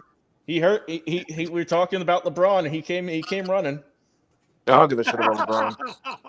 Wow. Okay. Let me tell you something. If I ever win the fantasy football league, I'm gonna have that belt everywhere. It's gonna be all over the place. You better hope I don't win the championship. By the way, Chris, Jay, Tony, don't you? Hold you're on, in the don't you- league again this year. I don't know if you knew that, but you're back in the league, so I expect to see. Well, we're kind of forcing him somebody in got to here, give so. Glenn a hard time. Glenn been winning the championship. He's been winning it. So maybe if we go to WCWO, maybe Gonzo will be sporting the belt, huh? Maybe Tony. Hey, he's gonna be. He's got it at the Rumble. Huh? He's got it. For Maybe we can entice Gonzo to get back in the ring and take a few head slaps or body slaps with the belt on. I don't know about taking any more chops. No. He said body slaps. Hey, you know I'll what? try to get him to Just take a for chop. that, Oh, we ain't need no to get goddamn Gunther on I'm him. 61 years old. I'm brittle. You need to see how it feels one time. No, I don't. You're, Hey, if you don't you're, wanna- a true, hey, you're a true hey. wrestling fan, you need to see how it feels one time. No, I don't. Chris, why would you want your father to get turned into dust with a chop? Come on, Oh, man. shit. Just one and done. He was the one stupid enough to get in the ring. That's his own Oh, fault. hold on. Oh, I saw a head. One of us Hold had up. to. One of us had to get in the ring. I wasn't part of the group. He wasn't part of the group then, but it was me, Okay. my best friend, my cousin. Mhm. Oh, Well, let's go back down. this other podcast was at the show, streaming, Hey, what's up, Billy? recording it as well. Well, one Yeah. of their guys got in there and took a little baby chop. Well, Just a little something. guy on the microphone starts calling us out, trying to get one of us to go down there. One of us had to go. We're gonna look like little bitches. Yeah. Well, they both hid. He was an 18-year-old dummy. You're an adult. What the hell you get in there doing that shit? So Stevie, my cousin, hid. The other dude took off. So I went down there, and I thought I was gonna take You went one through- chop. I took 3 chops from Like a man. one guy. One guy just got out of a WWE tryout. The other two guys are known as like the hardest choppers around. In the I don't know if state, it was yes. like a man or not. He dropped his knees. Hey, Hey, also, I was right back up and took another one. Yeah, that's true. there you go. hey, Chris took that one shot, went to these. He said, Wow. All right, let's get back Makes you up. feel Take alive. more. All right, hold on. I see Glenn. Oh, hold on. He's got it. Let me bring him up Yeah. here. There we go. Hey, here we Put go. that Hold bad on. boy up. Let me get you solo here. Hey, hold it up, Glenn. Hold it Ew, up. don't put Come him on, Glenn, solo. let's see that bad Ew. boy. Put a fucking hat on. No, glare. It's hard to see that bell, all that glare. Yeah. I don't know what's more shining, my forehead or this, you know? He's rocking the Hulk Hogan look. He's got the Ellsworth look. Yep. There you go. I'm just saying, Hey, hey, she look a lot better. That's hey, it. Glenn, hey, I want you to know you earned that belt this year, but don't let it go to your head because I did beat your ass. You did, man. Damn right I did. Yeah. Hey, Sounds like a Cowboys fan celebrating last place. Yeah. Well, no, that'd be Oh. Frankie, unfortunately. Hey, Gonzo, you got your fan Billy here. Yep. Saying, What's up, Billy? Yeah, there's a video on my YouTube page of me getting chopped by them guys. I gotta watch that one. Oh, hey, see here, guys. South Carolina has extended head football coach Shane Beamer through the 2030 season. It'll be paid $8.5 million this season with $100,000 raises annually, according to a term sheet of the deal obtained by ESPN. He was scheduled to make 6.6 this season, but obviously that's gonna bump it up. Look, I mean, if South Carolina would have started their hot run a week earlier, they could have made the playoffs. Hey, yo, Glenn, I didn't know you were a Patriots fan. No, I'm trying to It's change that now. witchcraft. Don't get yourself too excited, man. I Yeah. love it. I love it. Keep it. Hey, real quick. Hey, listen, we talked about this at pre-show, but we didn't really talk about it yet on the show yet. The Texans let go of their Bobby offensive Slow. coordinator, Slovic. They also let go of their offensive line coach. Hold on. What do you guys see coming next year for the Texans now that they've let go of Slovic and their offensive line? Are we looking for bigger, better things? Or do you think do you think D'Amico Ryans is going to regret letting go of Bobby Slovic? Well, it wasn't Ryan's fault. Ryan was the head coach, right? Yeah. That's the head coach. Yeah, he still didn't fire is, him. Yeah. So whoever the GM at Houston is, I don't know off the top of my head, but It's isn't it still Cesario? Well, I'm sure the head coach had some say in that too, though. I mean, yeah, I'm sure he did. But I'm just wondering what happened because I mean, hell, Houston. No, look, I get injuries and whatnot, but I mean, Houston looked good in year one, and they didn't look bad. Hell, they made the playoffs still, so they were still a good team, but they weren't as impressive, especially on offense. Their O-line's always been rough, though. Their O-line's been rough. Yeah. I think there must have been some maybe D'Amico Ryans and him wanting to see an eye to eye behind the scenes or something. Could be.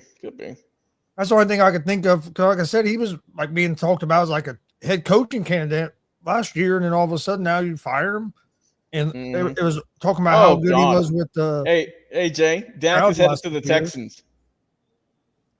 What? Why the hell? Why would he ever go to the Texans? Why would he go to the Texans? I don't think that's happening. I like Billy Buzz want to throw that in there, but Billy's just trolling. I think Billy Buzz want to make a trade. He wants to trade for the Texans quarterback. Yeah, Bill, because Billy's a Dallas fan too. Dallas fan also, yeah.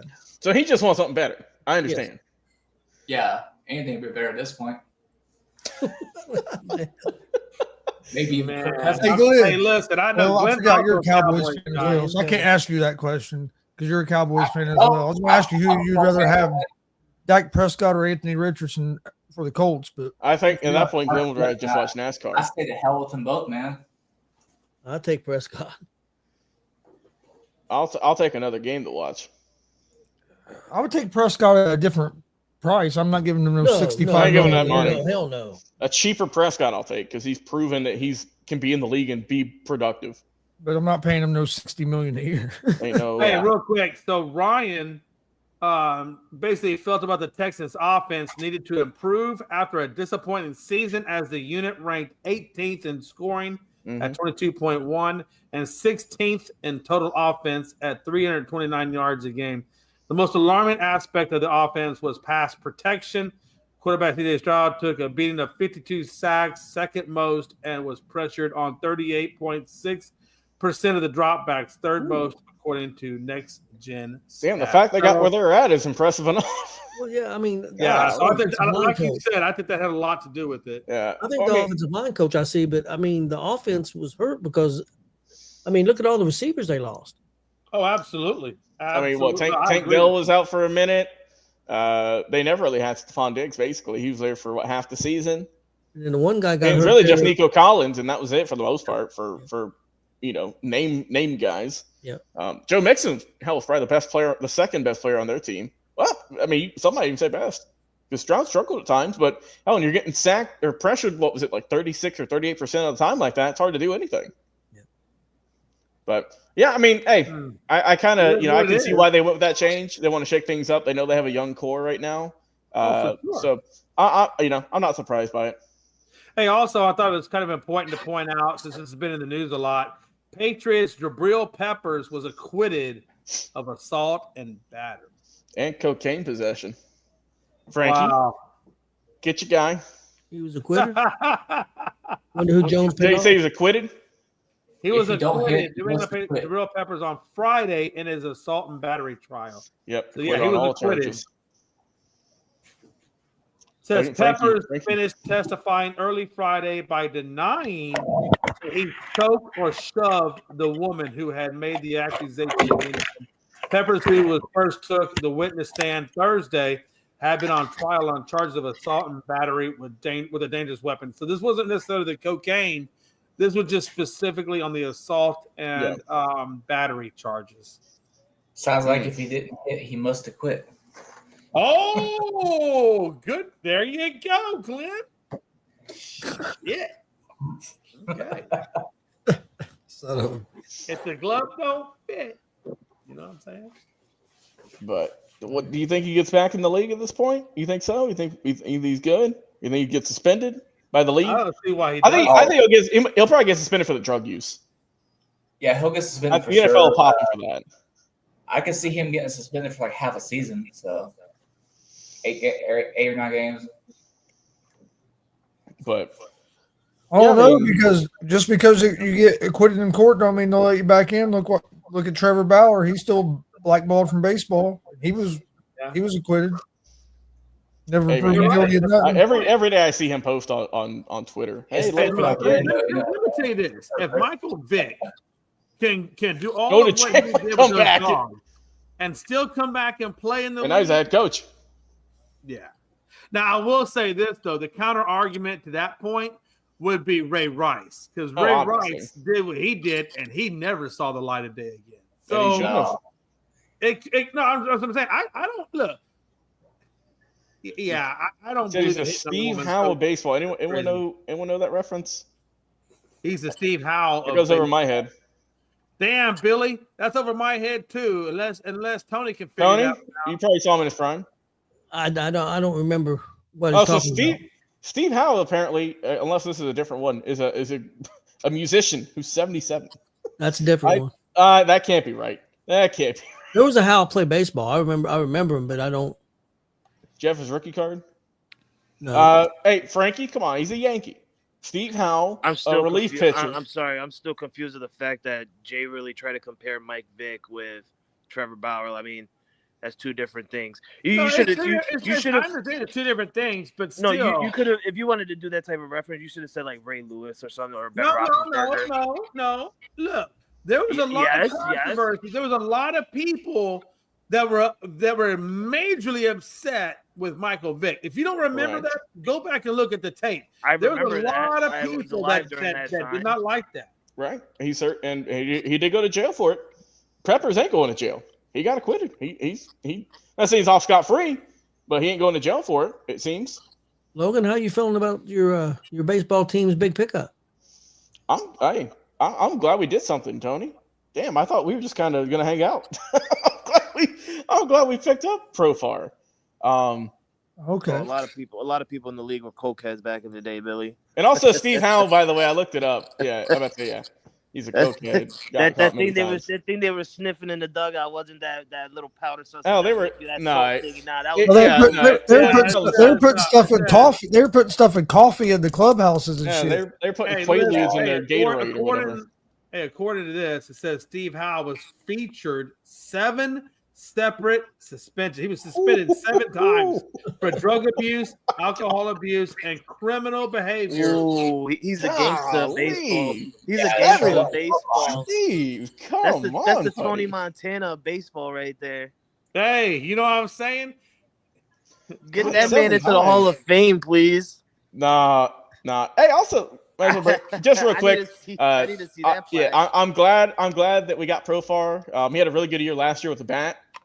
So I'm glad. Hopefully that can continue in Atlanta. And hell, the Braves got a good deal with him. 3 years. I think it was $42 million. So you're not paying a lot of money. And before you ask, I don't know how much is deferred. I don't know. I was about to say how many of that is deferred. I am not sure. Yeah, I'm not sure. But can we talk about the Baseball Hall of Fame? Can we talk about this? Yeah, Frank, can we rant about this? Talk about that last go around. Can we please just find this lunatic who said that Ichiro Suzuki is not a Hall of Famer? It's the same. And catapult him lunatic into the sun. Logan, I bet you it's the same lunatic who didn't vote for Derek Jeter. Yeah. Well, hey, but Ichiro came out and said he would love to have a drink with the guy that didn't vote. I don't think he would love to have a chat with this guy. I was hearing that it might have been somebody that turned in a blank ballot. Didn't vote for anybody. What an idiot. You need to be removed. Basically saying that he didn't think anybody on the ballot deserved to be in the Hall of Fame, so they just didn't vote for nobody. If you don't think that of the 3 that got in, plus a couple more that might get in a couple of years, if you don't think Ichiro is a Hall of Famer, you don't deserve to be casting your damn ballot. I got it right now. Jay's the one who didn't vote for Ichiro because he was a Seattle Mariner in the time when Houston was. He's bad. Also a Yankee. I know, but he's mainly a Mariner, and Jay had to deal with him every year when the Houston Astros wasn't good. So Jay, I know for a fact you're the one that didn't vote for Ichiro because you're pissed. Frankie. Tell nobody that, Frankie. Frankie. Let me tell you this. I got an inside scoop. It's actually Mickey Delaney, because we know Mickey is a big Mariners fan. Hey, real quick, he has held a grudge to this day that Ichiro left the team. Hey, that's from my sources. Hold on. Hey, back to sports real quick. I got to ask you guys this question. We never left sports. Hold on. I just saw this come in, and I want to get you guys' reaction. Go ahead. What I'm about to read, and tell me if this influences your decision in any way, shape, or form. Eagles quarterback Jalen Hurts said his injured left knee is progressing, but he does anticipate wearing a brace for Sunday's NFC title game against the Commanders. All eyes have been on Hurts' knee this week after an awkward takedown in the third quarter of the divisional round playoffs against the Rams, in which his left leg was pinned under him. So my question to you guys is, obviously he's got an issue with his left knee. Will this affect your thought process in any way on the Commanders versus Eagles game? No, I'm sticking through it. I ain't going back. All right. I just want to put it out there to see if that influenced you in any way. I understand. I didn't even hear you on who had knee injury. Who was Jalen Hurts. Oh no, yeah, I'm sticking with the Eagles. Okay. Listen, as much as this game, this is going to be an honest, good game. Dan Quinn is going to come out, do what he does, go for it on fourth down and stuff. The Eagles are going to look like they're going to have a little trouble and stuff, but I feel like the Eagles and Saquon Barkley, they're going to turn it around. They're going to end up winning this game. Hey, Frankie, let me ask you this: do I hear a little? No, listen, I don't bet money because I hate doing that. That's a Glenn thing. No offense, Glenn, but you're really good at that. Don't do it, Jay, because Glenn is really good at betting. No, if you didn't make a non-money bet with anybody else here, do not try and do a non-money bet with me. Don't you do it? No. This is a non-money bet. Well, it is a little bit of money, but not in that direction. It's a non-money, slight money bet. Look, you're picking the Eagles. I'm picking the Commanders. I think there should be a really nice cigar bought for the winner by the loser. Would you take that bet, Frankie? No, because you already got a box of cigars on your table. I do, but that's not the point. He wants more. Look, you can never have enough, okay? I also got a Moscow Mule, but that's besides the point. What team are you taking? I'm taking the Commanders. Oh, I'm taking the Commanders too. I was going to say I'll take that if it's the right kind of cigar, as long as it's the right kind of cigar. Hey, listen, when I say a nice cigar, I mean $15, $20 cigar, a really nice cigar. Frankie, are you down for that? Glenn, I'll extend it to you as well. Logan, I'll extend it to you as well. I know you're an Eagles guy. I don't smoke. You don't want to take a nice cigar, Logan? Nah. I know you're baby face. Your lips have probably never even smoked a cigarette. Does the cigar have to have tobacco in it? You probably never even used Big League Chew because you didn't want to have the reference. I get it, man. It's not to be a tobacco cigar. Great flavor. Okay? How do you know before I make the bet? The cigar has tobacco, Chris. We don't do illicit drugs here. We keep it legal. Yeah, Jay. Listen, all I know is if you, Frankie. If you get me, but on the download, Gonzo, let's talk in the private chat, Gonzo. If I was to end up winning this bet and you get me a cigar, I am not smoking that cigar live on cam. I'm going to roll it up and I'm going to smoke something else live on cam. Man, yeah, we're not gonna take a that was my point, Frankie. Yeah, I'm gonna take a 15. Yes, I am. I'm gonna take a $15 Cuban cigar because you're close to Cuba. I'm gonna take a $15 Cuban cigar. What? And I'm gonna roll a nice fatty for that pimp daddy. Jay, if you say something, you're muted. Jay's Jay, I bet you. Jay's one of those old guys. He doesn't text. The engine's starting. He texts Siri. Hey, what right, up, Mike? Right, Jay? Were you just making a text? Huh? You were just saying something for a text message, right? No. That was my home builder calling me. Okay. All right. Okay. All right. Or he could have home builder. You have another one house. He could have been offering. What's that? So are you building another house?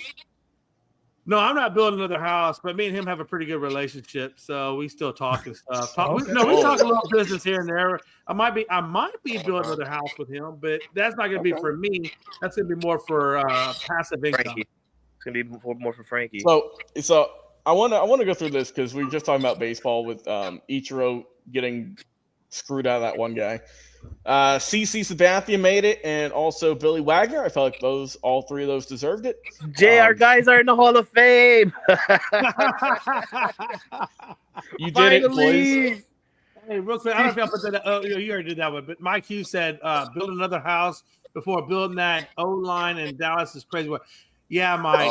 Look, hold on, Mike. I can't do nothing for Dallas. I don't have that much money. If I had that much money or influence, trust me, I would have rebuilt the O-line. I would have had a better coach. I mean, I would have fired Jerry Jones. There's a lot of things I would do if I had that kind of influence. Jay, I'm so sick of you because if I was to say something like that on the comment, you'll be going off. You'd be going off if it was me, or if it was Chris, or if it was Low. You'd be going off. That's But not because it's Mike necessarily Hughes, true. I would have fired Arthur Blank. I would have got that is rid of 100. Terry That is 100%. Is there true. anybody on this panel? No, for real. I'm going to take a poll super quick. Is there anybody on this panel that thinks that Jay McLovin is not very realistic when it comes to his Cowboys and doesn't necessarily go off? I'm not saying about past Jay McLovin. I'm just talking about the current within the last year. Jay McLovin. Yeah. You just did it like 20 minutes ago. Literally. He put a caveat. He's not the past Jay McLovin. As we're talking about it. I talked about LeBron James Jay McLovin and you had right a blood now. pressure of 176. No, but seriously, if anybody who's known me, and look, if you don't know that, go watch Coast to Coast and you'll see a lot of what I'm talking about. I'm very realistic about my team, very realistic. And Glenn, I think Glenn is too. We know where we stand. We know that we're not going anywhere until Jerry Jones either A, gets a general manager, B, passes away, or C, passes the team down to Stephen Jones, and hopefully, if he does pass it down to Stephen, Stephen will get a general manager. But we're not going anywhere until we get a good general manager and a good coach. I agree. Hold on. Hey, but Jay, you might be getting Schottenheimer.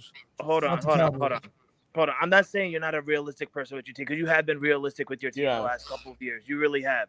But what I'm saying is you could be realistic to Mike on what he says. But if it was me on the comment and I say that, you'll say your realistic shit, and then you'll come out and talk some trash about the Patriots somehow, some way. Of course I am. Exactly. I gotta make myself feel better. Why can't you do it? I gotta be the same thing. Of course I'm gonna talk trash. And you'll do the same thing with Logan. You'll do the same thing with Chris and Tony. But when Mike is on the comments, you want to be all nice, like, oh, that's not true. I have said several times, Mike, if you can hear me, I told you, your quarterback sucks ass. You screwed the pooch.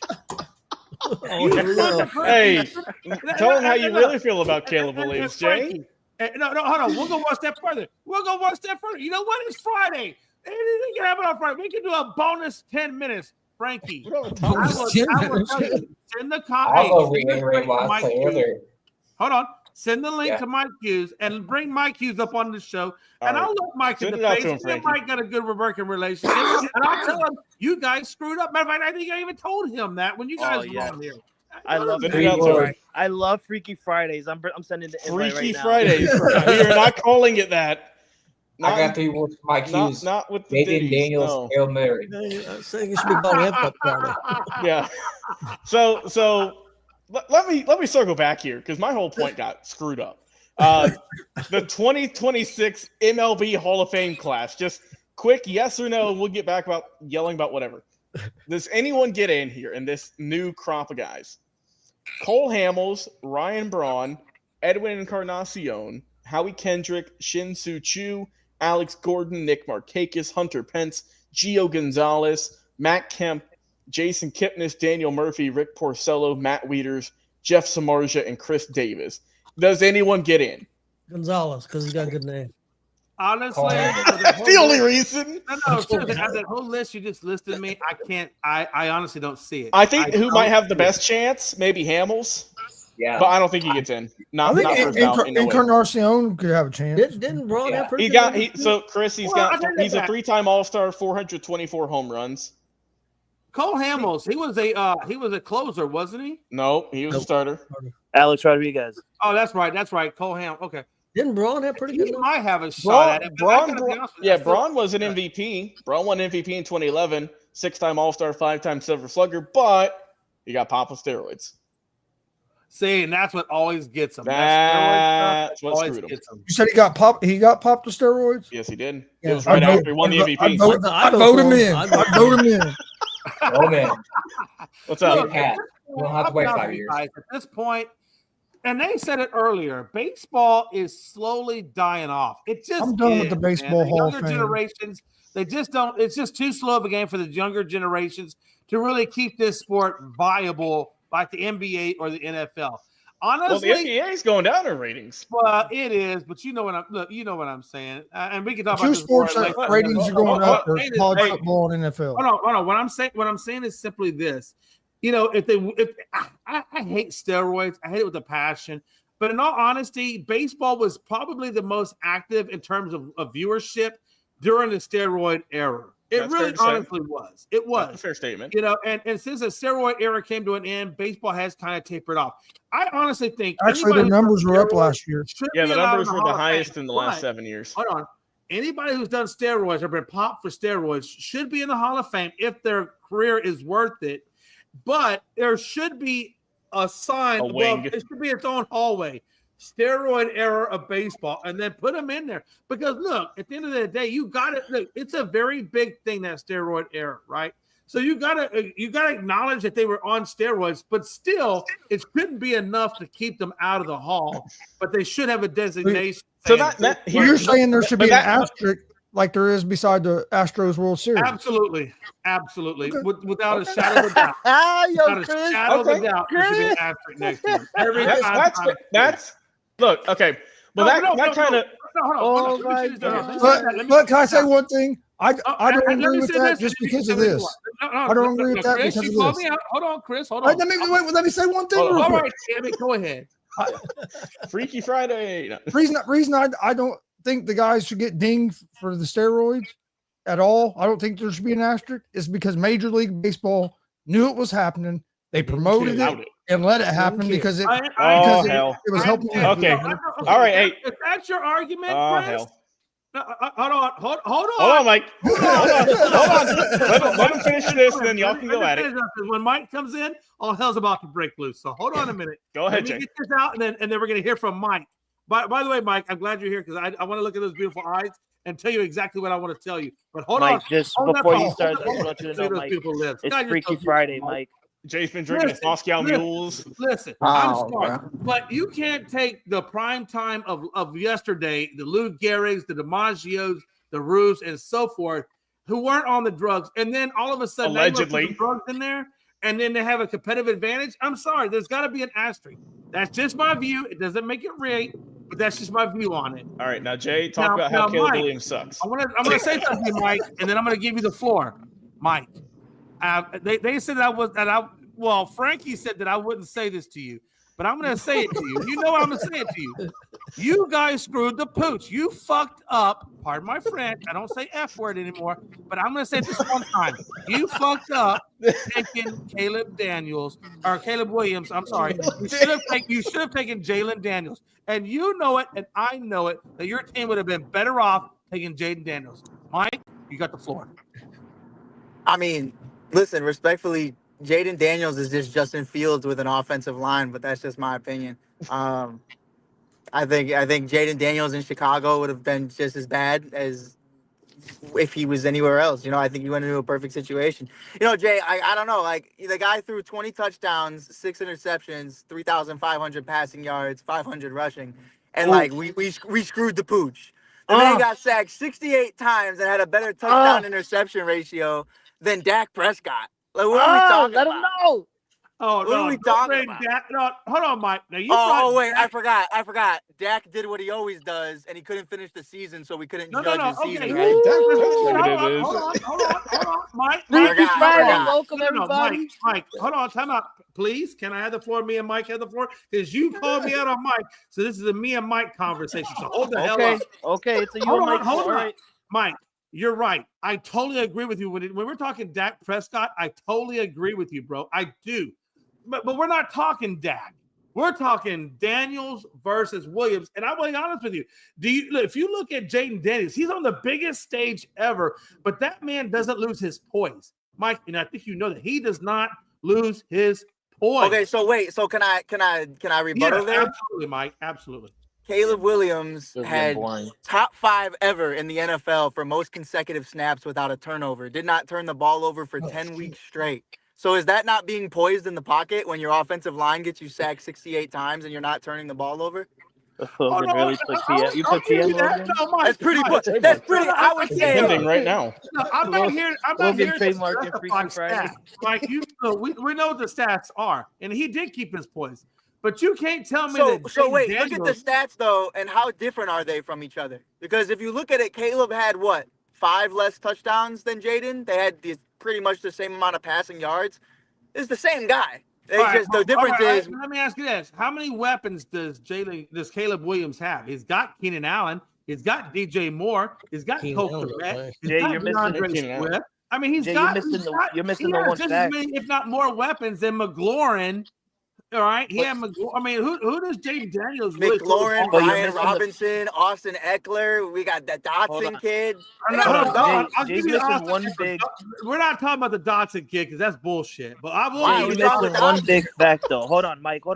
Jay. You're missing one. Mike driving through Chicago arguing with Jaden. To me and Mike. No, listen. You told me it is between you. It is between Mike, and I'm sitting there telling Mike. So how? You're right. But you're saying all the weapons, so you're missing one big fact though. You're missing the fact that Caleb Williams had to deal with Matt Eberflus, where Jaden Daniels had Dan Quinn. Yeah. Imagine if Jaden Daniels was with Chicago having to deal with Eberflus. It's not like Dan Quinn was like the biggest developer of talent. He's a defensive minded guy. Not that Eberflus is either, because they're both defensive minded people. If you're going to make that argument, go to the offensive coordinator or go to the quarterback coach, and then we can have that conversation. Okay, so we had Shane Waldron who got fired, and they had Cliff Kingsbury, who's probably going to be a head coach next year. Yeah, anybody knows how I feel about Cliff Kingsbury knows how I feel about him. I'm not a Cliff Kingsbury. I also hate Texas Tech for that matter, so that might have something to do with it. But I'm not a Cliff Kingsbury guy by any stretch. No, you're a Scoomer guy. And exactly, what did Cliff Kingsbury do for what's his face out there in Arizona? Kyler Murray. Kyler Murray. Well, the kid was he would rather play Call of Duty. Hold on. Hey, there we go. Hold on. Kyler Murray came into that situation already a good quarterback. How much has he developed him from when he came in to where he is at now? How better has he gotten since Cliff Kingsbury left? Murray was shit. No, he's got a Murray was pretty damn good when Kingsbury was there until he got hurt. That's not a fair situation either, because quite honestly, I will give you that, Mike. I'm gonna give you that because he did get Harrison Jr. So it's not like he didn't get a good weapon, right, to throw to after that. So he didn't throw to him. I will succeed that to you, Mike. I'll succeed that because you're right. I didn't even know why I was here, to be honest. I was just sent a link, and I said, hey, I'll click it. You know, it's like my favorite link on my favorite adult website. I just love to click it to see my Also with Kyler Murray, not only was he a Call of Duty kid, but he was also a kid that came out and said, I don't want a playbook. I don't need a playbook. Man, that's true. And this is also the guy that almost went to the Oakland Athletics instead of signing a $100 million contract. So he's kind of a fucking idiot no matter which way you spin it. But yeah, it would have all been deferred though. The Dodgers have not signed anyone today. We're on a hot streak. Hey, if nobody tells you that, man, appreciate you coming on the show. I know you're in your car right now driving. Hopefully, you're looking more at the road than you are at screen. I just drove past a school zone going 50 and on my phone, so I hope. Well, we'll see what happens with that. Hey, Mike, what could possibly go wrong? What could possibly go wrong? Hopefully I don't hit one of the degenerates. I need to move to Chicago. Clearly, Chicago police don't care about what you do. Not a single thing, bro. We get robbed by 13-year-olds, and that's what I meant by that statement. You going to get some Harold chicken? I will tell you, Mike, when I lived in D.C., it wasn't uncommon to see a 12-year-old driving a stolen car and then crashing it into a light post and running off, hoping they didn't get seen by nobody. Hey Mike, you going to get some Harold's? You going to get some Harold's chicken? That's so racist. Oh, that's some good chicken, man. I love going. No, I'm not a big Harold's guy. Harold's is fire, but I'm up north, so that's that's a good 10 miles from the crib. So I ain't going all the way down. That's true. So where's your go-to place? Chick-fil-A out of Boynton. Chick-fil-A, a Southern staple. I'm a fan. I'm so mad, Mike. I gotta tell you this. My mom goes to Chick-fil-A today, just like you went to Chick-fil-A. She went to Chick-fil-A today, and she met four of the Astros, Blanco, Arrighetti, DiCenzo, and I think there's a fourth one in there somewhere. Damn. And I'm like, what? You can't tell me? You can't tell me so I can go there? What the hell is this Oakland A's crap? Oh, it matches my fit, dog. Why else do you think the 13-year-old kids are beating them up in the street? I would beat Mike up in the street if I saw him wearing an Oakland A's hat in Chicago. I'm still. They're just the Athletics now. We gotta get that right. Your mother calls you and tells you this, Jay. What the hell are you gonna do? No. She says pictures. No. She says pictures, Frankie. So what are you gonna do? Are you gonna get in your car and drive down there, thinking they were gonna wait for you in the Chick-fil-A? Yeah, honestly, Frankie, I would run if I saw this man coming in an Astros jersey. I'd be sick. But wait, I gotta go. But I love you guys, Logan. It was great seeing you, man. I haven't seen Logan in a long time. But Jay, don't know where the Caleb Williams hate came from. I would be more worried about how Deion Sanders is about to make Jerry Jones have a heart attack. But I'll see you later, buddy. Hey, Mike, thanks for coming on, brother. Love you, man. Yes, Sirski. I don't think Mike knows the Cowboys are already gonna sign what's this guy? What the hell? With the German last name. Schottenheimer. Yes. Yeah. Schottenheimer. Easy there, Elon. I'm gonna start calling him that with the German accent. Schottenheimer. Oh, Elon Musk here now. Hey, once again, it's Freaky Friday. Elon Musk. Yeah, Tony, that's right. Hey, he was throwing his heart. Yeah, sure. I could have seen you throwing your heart like this, not like what he did. And I'm not doing what he did. So, Tony, I couldn't tell you. I think it was blurry. Can you do it one more time? I did like this. That didn't mean throw it to your heart. What he did wasn't throwing no goddamn heart. He was talking about taking some Jews out. What he was talking about. Oh, and maybe and maybe a lot of other. It ain't gonna be Jews this time. It's gonna be Mexicans. Frankie, you better watch out. Me and you, we may be on the. Hold on, I gotta. Hey, we saved Tony. We got legal documents. I don't think that's gonna count. I'm safe in the state of New York. I'm in a Democratic state. I'm safe. Okay, I'm not. I'm a Republican state. I'm gonna have to move out there with you. Hey, I thought you guys out there in Indiana, I thought y'all were Democrats. You're Republicans. No, big Republican state. Big Republican state. There we go. Yeah, I gotta throw it out there. Democrat state. Look, you gotta have a disclaimer, guys. Like, if I learn anything on the radio, you gotta have disclaimers. I ain't mad at you. Hey, as a Hispanic, I condone his shit. Hey, we can discuss that off the air. we ain't talking about that on the air. We got other things to talk about. Oh man, it's been goddamn Elon Musk. He was throwing his heart to the upper deck, Tony. That's what he was doing. He was throwing it to the upper deck. Yep, evidently. That Capital One arena is too huge. Oh shit. They had more fans in the Capital One arena for Donald Trump than they did for the Washington Wizards all season. That one's true. That's a true statement. That's damn sure.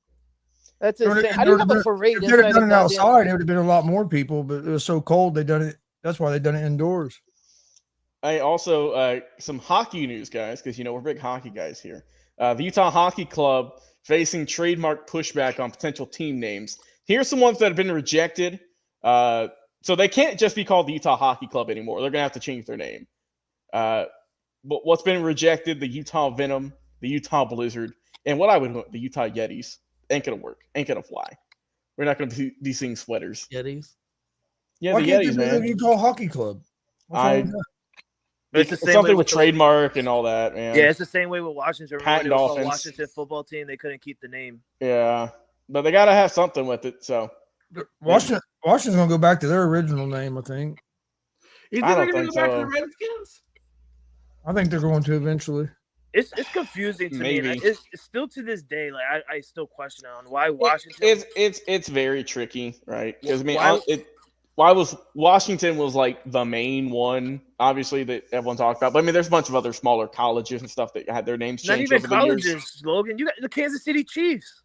No. I'm just saying teams that have had their names changed. Yeah, there were some college teams. Yeah, because like for instance, Ohio. where I live, we had a team that used to be called the West Georgia Braves, but then they changed it to the West Georgia Wolves because just some stuff went down. That was Miami of Ohio, Redhawks. That was the Miami of Ohio was the Redhawks. You got the Blackhawks in the NHL. Yeah, I mean, you got. Don't you have the Indianapolis Indians in that still team out there? Yep. Yeah, I mean, you got the Cleveland Indians, right? I didn't mention them. They have their same word mark and everything. The only thing they changed is the name. Yep. But yeah, I don't. Utah's got to come up. I forget. Look, I forget Utah had a hockey club. I forget Utah has sports sometimes. They're just kind of hanging out there. Yeah, I think Tony Bunch of mentioned Mormons earlier play pre-show basketball. that it was, or may have been this show. The Dallas and Vegas are going to go at it tonight. So I'm going to have to watch it tonight just so I can. Ain't nothing else on, Jay. Nanny boo boo. This Friday night SmackDown, Logan. What the hell's wrong with you? Yep. Oh, you're right. You're right. You I will say this though. disrespectful I will say little this. shit. Let me just say this. Hold up, Tony. Chris, Yes. are y'all watching Vegas Dallas or are you watching wrestling? I'll be honest with you. Wrestling. I'm watching SmackDown. Wait, what the hell? Wait, You guys wait. not know Royal Rumble's coming up? But I'll have on my other TV, I'll have the Vegas game on. Of course you would, because you're rich. You got two TVs. I got two. Shit, man. Jay, you should show you two TVs. We got 5 or 6 TVs. Hey, wait, hold on. Hey, what? And all of them are No, you. are bigger. No, He's the just one gonna pull- behind me only does a few streamings and stuff. The one in front of me actually has actual television on it, so I can watch Raw on it. So it depends on which one I'm Raw's doing. on Netflix. I That's gotta crazy. get streaming for the back one for TV. So that's He called That's Tony the rich, next not thing. knowing that Tony has to wheel out that TV. It's that TV back from the 1970s. He's got to get the rabbit ears right. And, It's you the know. pull. It's the pull out one that turns it on. actually no. The same nozzle to raise up the value. I've got a Actually, me and 65-inch Gonzo are TV gonna that hook got up rabbit after ears. this is over. I got a couple of questions I need to pry Gonzo's mind with, but that'll be after the show. Okay. Well, I don't got nothing else to speak about. I think we've covered damn near everything today. Guys, anything Man. else? Let's go back to Musk. No. Hey, can I start my final thoughts real quick? Is it okay if I lead it off? Go ahead. Oh, shit. Hey, first of all, I want to thank Glenn, Frankie, Logan, Tony, Chris. I especially want to thank Mike Hughes for coming on the show. Mike, I love you. Appreciate you coming on and hanging out with us for a little bit. Just know that I'm never afraid to tell you what I think, and I think you know that, Frankie. Frankie might have different of opinion, but I don't. You know I'm always going to be straight up with you. You know that. With that having been said, the last thing I want to say, we're going to get out of here, or y'all will go on and then we'll get out of here, is don't forget, if you've liked today's content, if you like what you've heard, if you've liked the bantership that we have given you, if you like the fact that we got two senior citizens, me and Tony, on a show with these young whippersnappers, please, guys, give us a like, share, comment, and a subscribe. Most importantly, just give us a subscribe. That's really what we look for in terms of getting our viewership out there, and we will totally be thankful to you for it. I like how Jay thinks Chris is like in his 20s. He's a young buck. He calls Chris a younger, a whippersnapper, like he's not in his 40s or something. Chris is still young to me. Okay, he's still young. He's By youthful. like what? Like Chris, how old are you? 44. Yeah. That's not even that long. That's like 6 years, Jay. No, it's 8 years, but that's okay. Who's counting? Damn, I guess But you Chris are. hasn't. But Chris doesn't have all the wrinkles of age on him yet. Jay's a young pup. I'm 61. How can you know that Chris don't have the wrinkles? He don't got the camera up too close to his face. No, I can zoom in a little bit. I can tell Chris don't have it. Oh, shit. I mean, he has a terrible beard. I wish he'd grow that beard back out to when I first met him, really super long. But for some reason, he's rocking his short beard now. But it is what it is. I Logan? let it get long there for a little while, then I cut it again. It's the winter. Tom, You got to let it grow out. Chris. Let it grow. Be the man you've always wanted to be. Let it grow. Final thoughts for me, guys. Enjoy your weekend. Take it easy. Watch some football. And like I said, we're off till Monday. But damn, it's going to be a good show Monday. We're going to talk the how football, all that went, and how many other players the Dodgers signed. Which we didn't even talk about Shohei's interpreter getting the audio getting leaked for that. That's evergreen. It's evergreen. We'll talk about that on Monday. We'll talk. That's our teaser for Monday. We'll talk about his Shohei Ohtani impression on Monday. Frankie, what are your final thoughts? I really don't have much. All I got is, like Logan said, have a good weekend. Be safe. If you're going to be out drinking and stuff during the, AFC and NFC championship game, be safe. Take Watch out for Uber. Mike who's on the road. Yeah, take a Uber. All right, don't be an idiot. Be safe and have a good time, man. We'll see you guys Monday to talk about who's going to be representing the Super Bowl. It's going to be a long wait. I don't think we're going to have to wait like a week and a half for us to pick Something a like team. that. That's insane. Yeah. But anyway, it's gonna be great, and I'm sorry for being late today. I was at Chick-fil-A with Jay's mom. Oh shit! With the Astro players. No, it's funny he said that because she actually did mention, "Hey, I saw your boy Frankie. He's a lot older than I expected." Yeah, well, but that's because I'm giving her all my hair when I. Oh, let me stop. Let me stop. We need to stop. Yeah. No, it's okay. Look, I will tell you this about my mother. Okay. God. Okay. I'll keep it clean. You better sign us off, Logan. Hey, listen, I got my love for exotic women, and when I say exotic women, it's in South America or Mexico. So I got it from my mother, and my mother loves exotic Puerto Rican. I got to throw back up there. Hey, look, my mom loves a good Puerto Rican. I just don't know if Frankie has what it takes. Hey, wepa, Mama McLovin. Oh, and I think with that, we'll sign off today for Jay, myself, Frankie, Chris, and especially Tony, Tony's heart goes out to everyone out there. We hope you all have a good weekend. And we will see you on Monday on the Show.